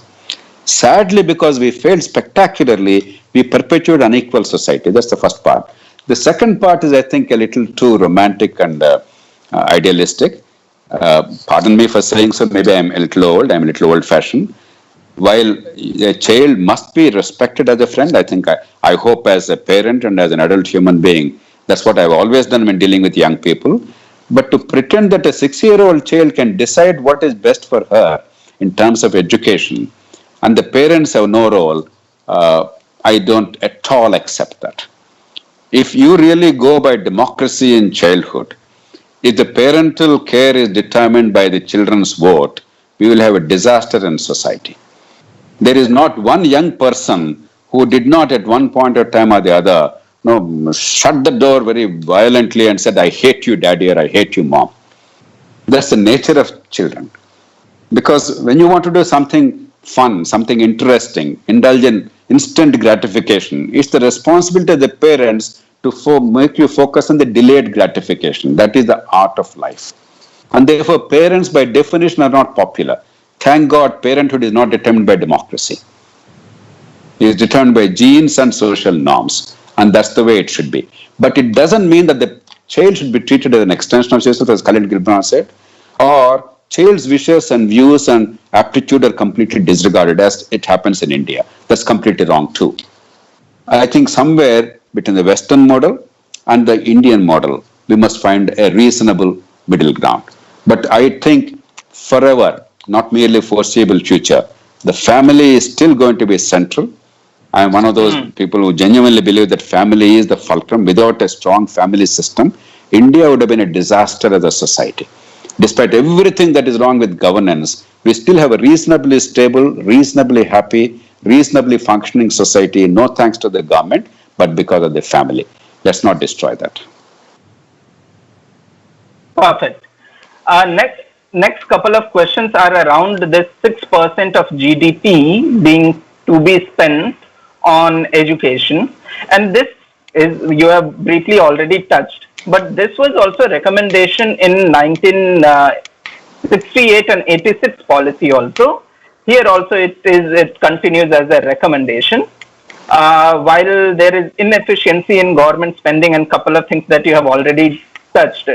And here people are asking about where does actually this number come from? 6, why not like 5, why not 6, 7? It has stayed till 6. And then there are people also asking, let's say we increase the budget, and can we have more of a digital and technology integration expenditure? Okay, the 6% is, they have taken generally the developed advanced countries, how much they're spending. Even today, roughly, they're at 6%. Typically, world over, education, 6%, healthcare, 9 to 10% of the GDP. Our education today, the policy document says 4.43% or something. Healthcare, 1.3%. Education, in my judgment, you are overspending from the public exchequer, and there's under delivery, because the 6% does not take into account the fact that we have discussed today that 50% of the kids in school education, almost that many in higher education, are already in private sector.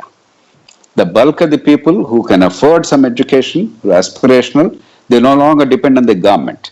And therefore, government spending money, much larger amount of money without outcomes is an absurd notion. Therefore, I am opposed to 6%. It is a number that's become a mantra in India without examining. We really require more money to spend in healthcare. In healthcare, though that's not the subject, but just to give an indication, education is well funded with poor delivery. Healthcare, actually, for every rupee spent by the public exchequer, we are getting 4 rupees in terms of the value of services. You don't always appreciate it because it is substandard, because it's hopelessly underfunded. But if you actually do a diligent exercise and see what are the hospitals delivering in public sector, the outpatient care, inpatient care, the interventions and surgeries and so on and so forth. What is the low-end market value in the market of those services? And what is the money we are spending? Typically in Andhra Pradesh, Telangana, I did intensive study, very intensive study. I'm also a medical doctor by training, by the way. Some of you may be familiar. And I found that it's 1 rupee is giving us 4 rupees dividends. There is a need to spend a lot more money and much more wisely, not merely the way we are spending today in healthcare. And in a country which is an awful fiscal crisis, to pretend that I'll find 1.3%, 1.6% more in education, and I'll find another 2 or 3% more in healthcare, and another 3-4% more in infrastructure, another 2% more somewhere else, all this is absurd. The only area where more money is required from the public exchequer is healthcare, elsewhere a bit here and there. As far as digital education is concerned, I believe it's absolutely necessary. But when you're spending about 8.8 lakh crores, 8.8 trillion rupees, if you simply deploy, let's say, 12 crore children or 15 crore children require tablets and stuff like that. I'm giving you ballpark numbers. When you do in bulk, they'll cost you no more than 3,000 or 4,000. In fact, Jio and I think Google, they are coming up with an idea of 1,000 rupees, etc. So 3,000-4,000 rupees is possible. You are looking at 30,000-40,000 crores for the whole of India. You are spending 8.8 lakh crores, please remember. That comes to only 3 or 4% in 1 year. If you deploy 3% annually over a period of 3 or 4 years, you are more than adequately meeting all these needs. So there's no need to allocate more. And any wise administrator, and I've been a public administrator through a significant part of my life, if she does not find or he does not find 3%, 4% money for a worthy cause within the sector, then they're not worth talking about. They're useless, incompetent buffoons.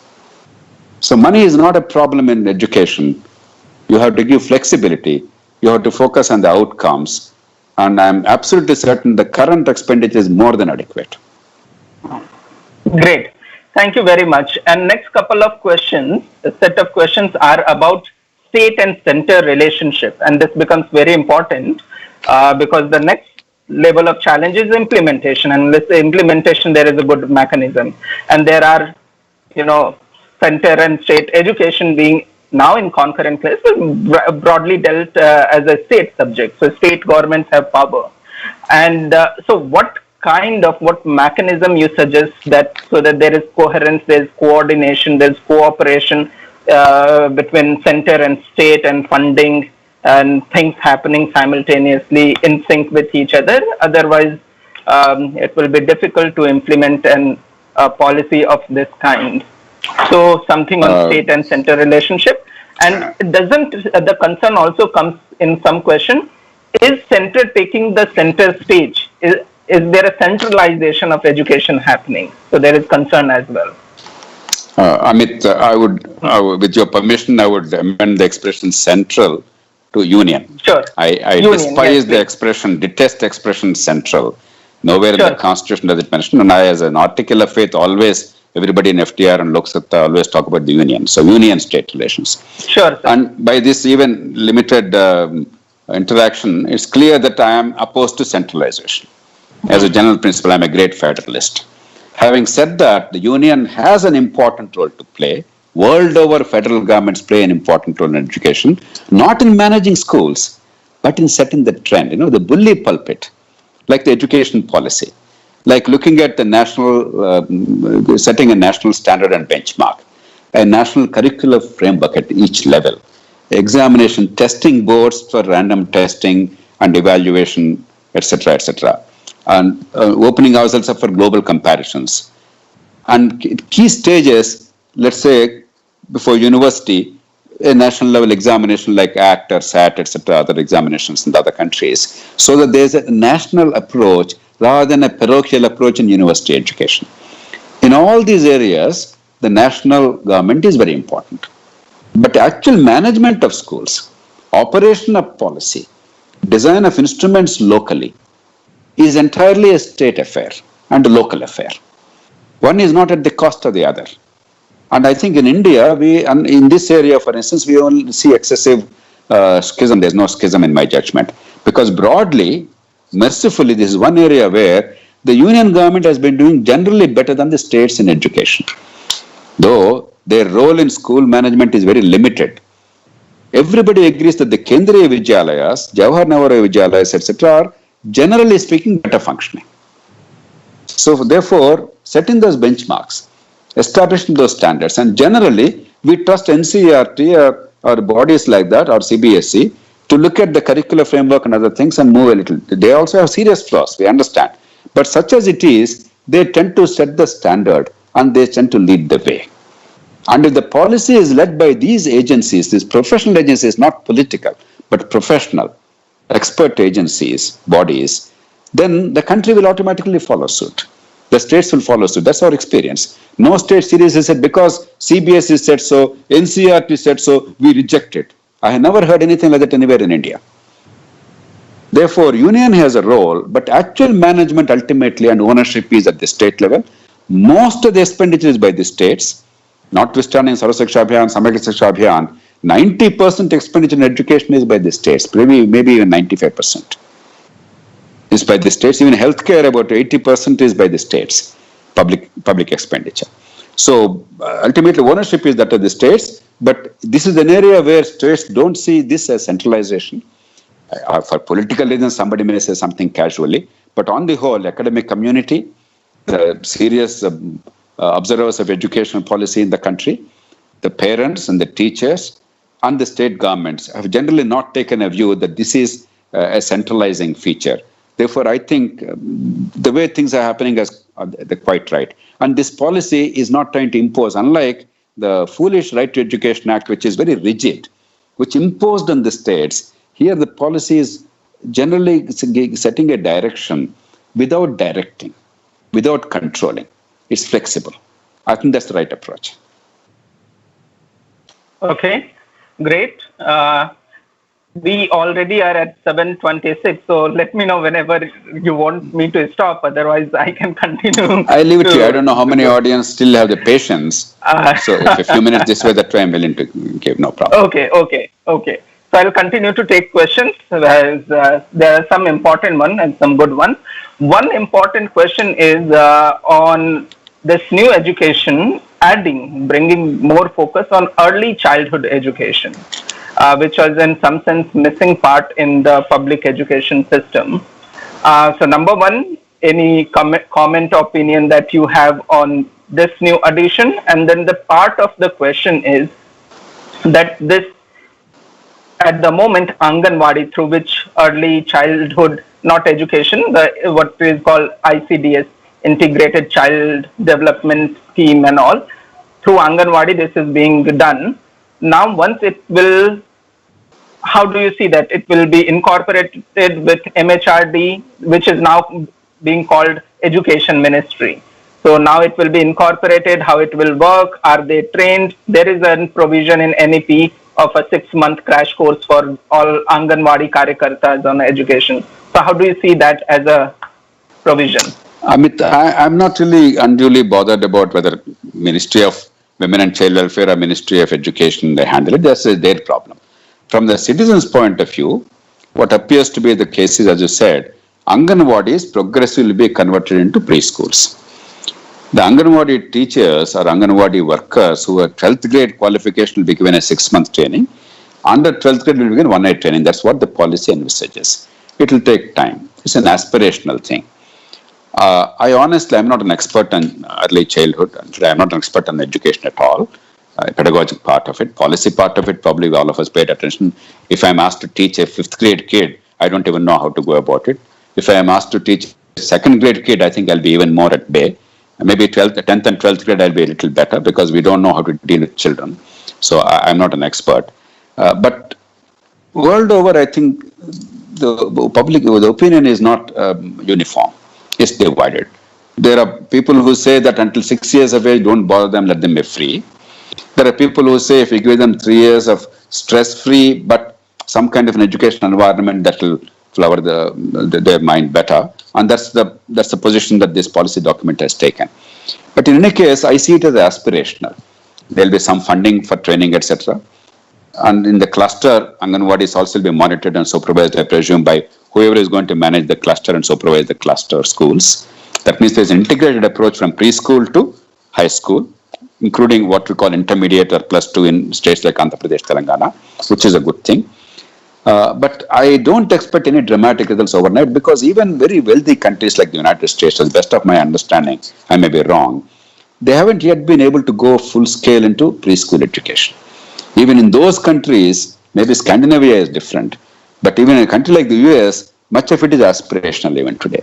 Therefore, for us to be able to really see this happening in a few years' time is a little too much, but I have no serious quarrel as long as people who understand early child education and the child psychology better, they design it and operationalize it. I have no quarrel with that.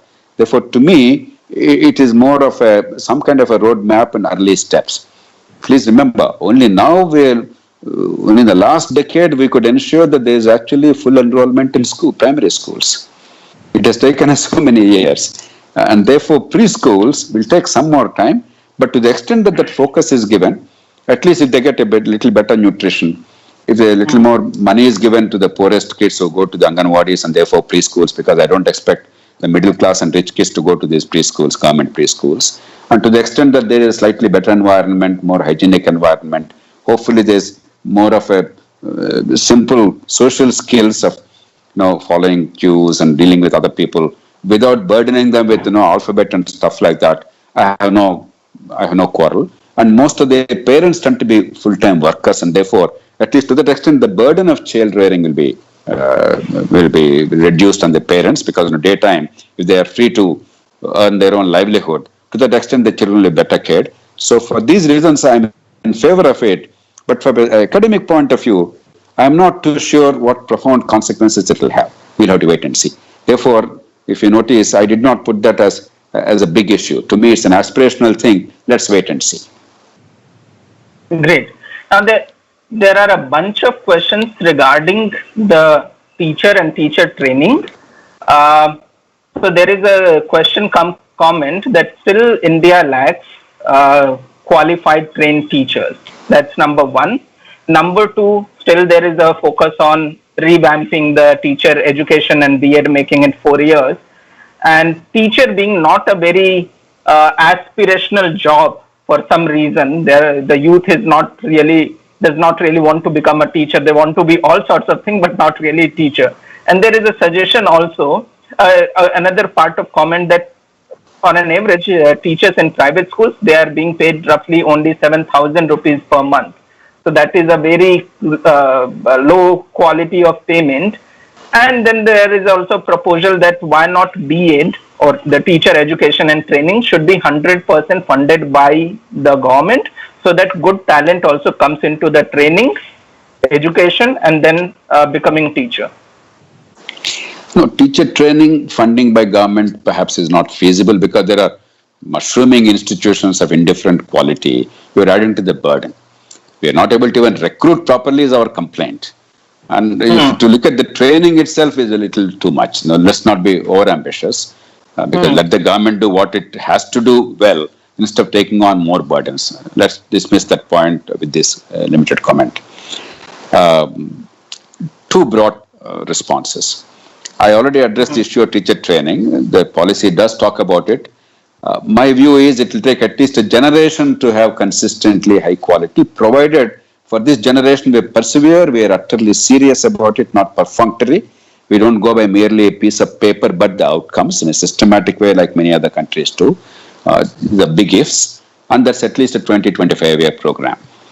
But what I'm betting is, the point I'm repeatedly emphasizing today, if you evaluate the students better, if the outcomes are measured carefully, with integrity, The system will bring the discipline even if there is no formal qualification. The market will create a demand. So the central issue, a good policy is one where the incentive is altered. And here the altering of incentive for the parent, for the kid, for the society, for the management, for the teacher, all these is evaluation. Defining success and measuring success. Then many deficiencies can be covered because education in a whole country is a vast enterprise. It's an enterprise which education ministry alone cannot handle, government alone cannot handle. But if millions of people, they are impacted by these altered incentives, therefore they change their behavior. The parents don't look for 99.9% cutoff mark, but they actually understand where the learning outcome is. Right now they don't. All they say is 99% mark or not. And I don't blame the parents because that is a measure of success. They want the kid to succeed. What's wrong with that? It's our failure in giving them a terrible measure of success. So the incentive is that's properly designed or altered, then every player will respond. We are presuming that the parents don't want education, kids don't want to study, teachers don't want to teach, society doesn't value education. We must tell the society education is important. All this is rubbish. All this is untrue. Parents want it, kids want it, teachers want it, society wants it, even government wants it. Government doesn't know how to go about it, that's all. So alter the incentives, much of it will be set right. The other part, you're absolutely right. It's a tragedy that in private schools for which the demand is growing, 5,000 rupees, 7,000 rupees, 8,000 rupees. And while you are broadly right, teacher is still not seen as something very valuable as a job. But increasingly it's realized in some states, a teacher's salary is minimum 60,000 rupees. It goes up to 125,000 rupees a month when you're a senior teacher, head teacher, etc., which is a pretty good salary. In IAS, as a district magistrate, I received 12,000 rupees or 14,000 rupees salary. So it's not a small sum in India. And we certainly have to value more the teacher, more than the money part is, I think, already being taken care of in government.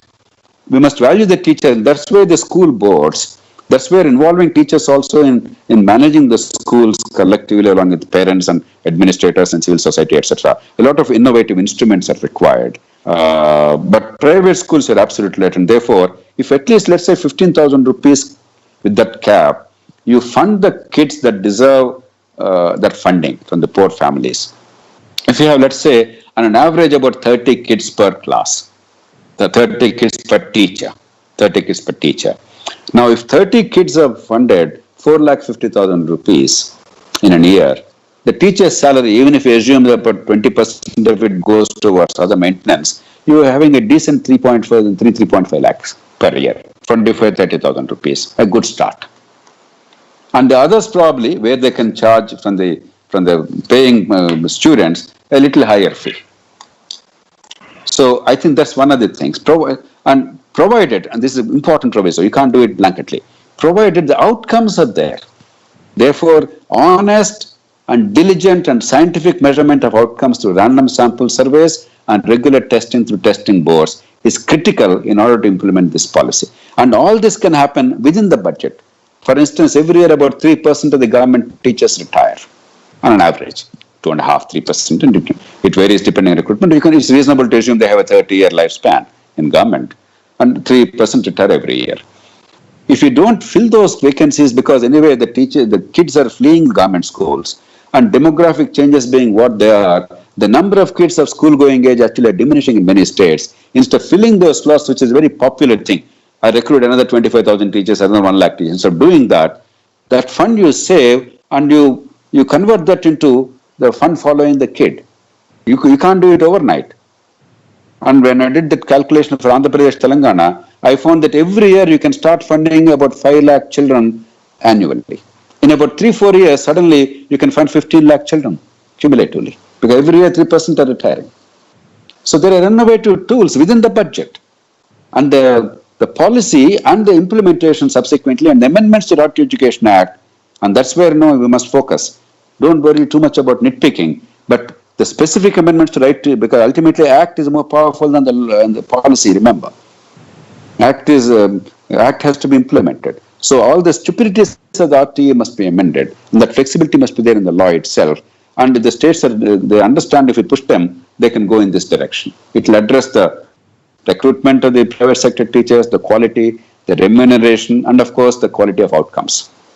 So the policy gives space. We must find ways, those anecdotes, those avenues to bring about change. Don't expect a dramatic flourish. Government saying that we have done everything bad. Now radically we're changing everything. That should be a bombastic statement which will not go anywhere. That's not the way governments change. Large organisms, large organizations cannot change like that even if they wish to. Right. I take the last two questions from this public comment. One is maybe he's interested because you come from civil services background. The person wants to know the role of the officials and bureaucrats in executing NEP and making sure it succeeds. So taking that question, we can briefly touch what kind of changes or functioning requires to be done at basic education officer level, district education officer level, village education officer level, so that there is a proper governance, monitoring, teachers are not bothered and bombarded with the jobs that they have to do apart from teaching and all of that, which is there in the recommendation too. And the one question is, someone asking from private schools perspective, should they not be given or treated like MSMEs? So like micro, small enterprises, we have a different policy. Can't those be treated under those? So these are the two final questions I'm taking from the public, from the audience. Okay. To my mind, the two things that will help in terms of management and accountability are the local school boards. Local being defined as roughly about 500,000 to 1 million population. And that means roughly out of the 240 million children of India at all levels from primary school to 12th grade, if you assume, it may not be accurate, but if you assume that there is equitably distributed the student population across the country and across the demographies in various parts, urban, rural, etc., then it's reasonable to assume that 24 crore out of 140 crores, 138 crores is our population today. It's coming to about 15-16% of the population. So in a 5 lakh to 10 lakh population, we'll have about 75,000 to 150,000 students. I think that's a reasonable number. And the number of schools, as far as practicable, must be limited. And because immediately we cannot do that, at least the clusters must be limited. If you do that, you probably will have, in each cluster, in my judgment, you should have something like 3,000 or 4,000 kids. That's the way the cluster should be designed. That means about 40-50 clusters are coming to each district, each school board. If that is done, designed well, and if that school boards are managed by partly local governments, partly the state officials, partly the civil society, credible civil society, parents representatives, teachers representatives. If these 5 classes are there in a very sensible way and designed in a manner that is not partisan political affair, but it's easier said than done. But if we have the will, we can do it. Then I think a lot of accountability will be there. The second level of accountability should be at the district level by the local government or city level by the local government. Trust me, if the local governments have complete ownership of the schools, they will actually deliver.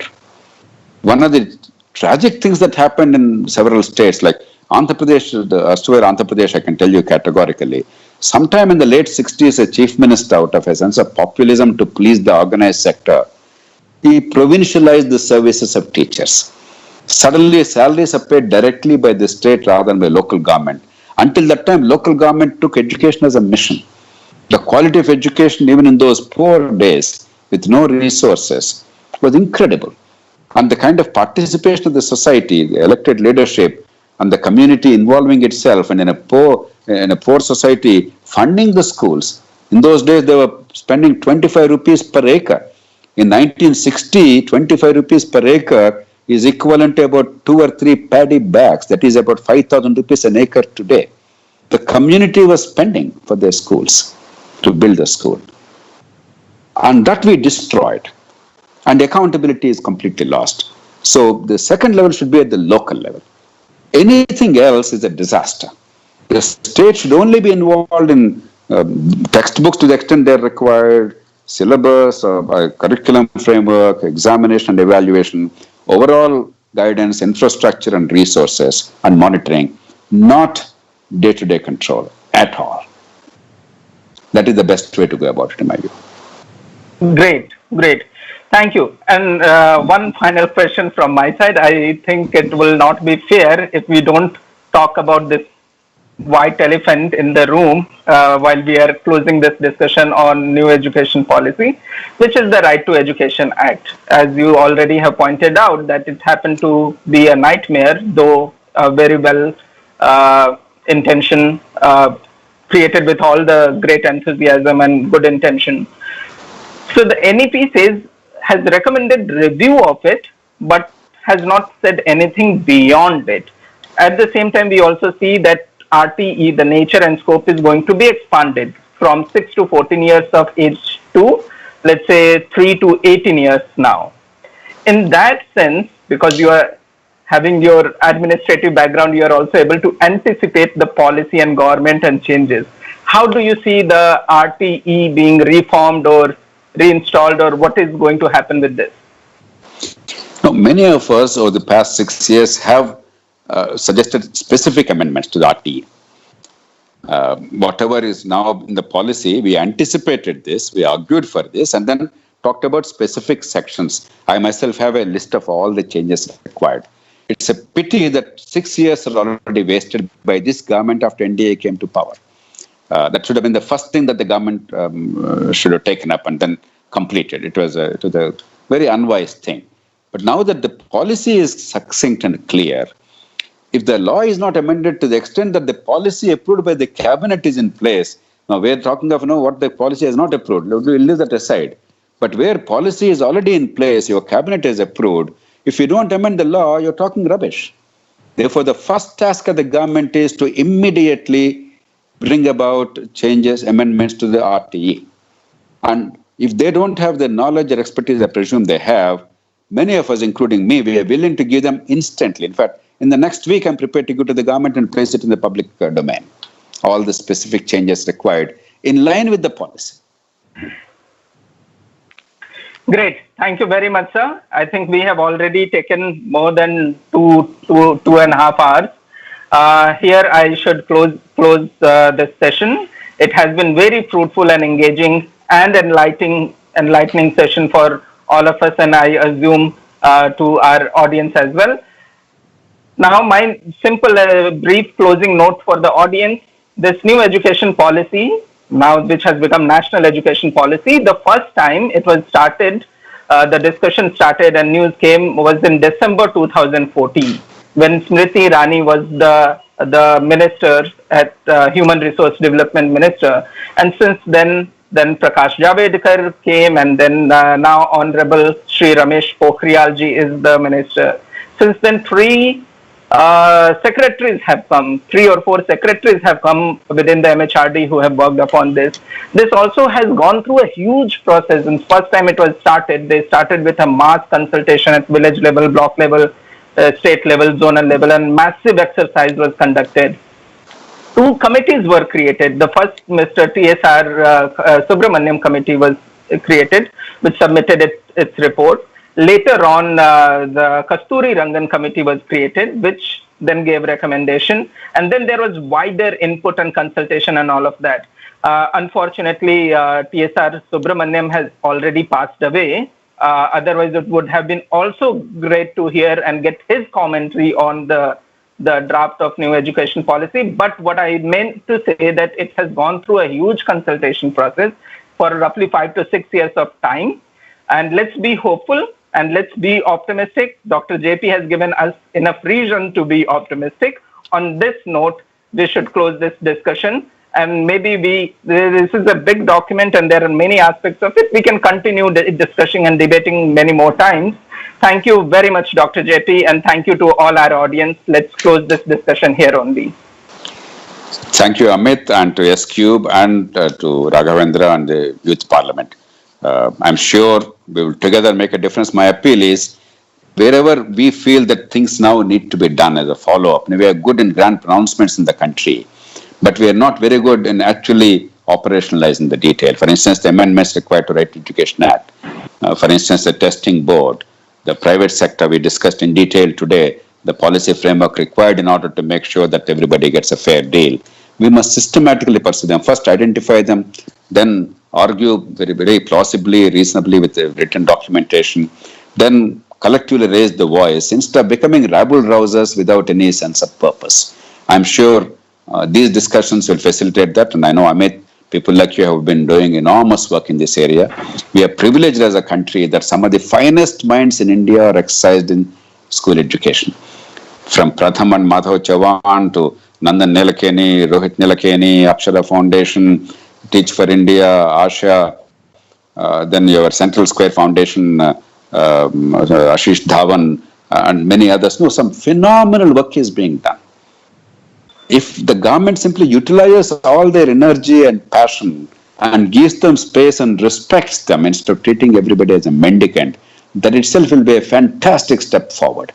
The country is hungry for quality education. My reason for optimism is not the government, the society. Our society values education, and the finest minds in society are exercised in quality of education. Many of the problems have been conceptually cracked, and many of the tools are already in place. All we require is that the government actually utilize that and move forward. They don't have to do anything new. And that's the reason why I feel very optimistic. I believe the time is right. I think there's a confluence of circumstances, and there is a power of the context. And I hope and I genuinely believe that 5 years later, when we discuss this, we will say school education now is an autopilot. It's not perfect, but it's definitely on the right course. Things are improving, and they'll improve further. Let's now fix other problems. Great. On this note, let's close this discussion. Thank you very, very much, Dr. JP. Thank you to all our audience. Thank you to people in the background with the technical support and all helping. Thank you, Ravi, Swatantra, Youth Parliament, S-Cube. Thank you, everyone. You have a nice evening, the rest of the evening. Thank you. Thank you. Good night. Take care.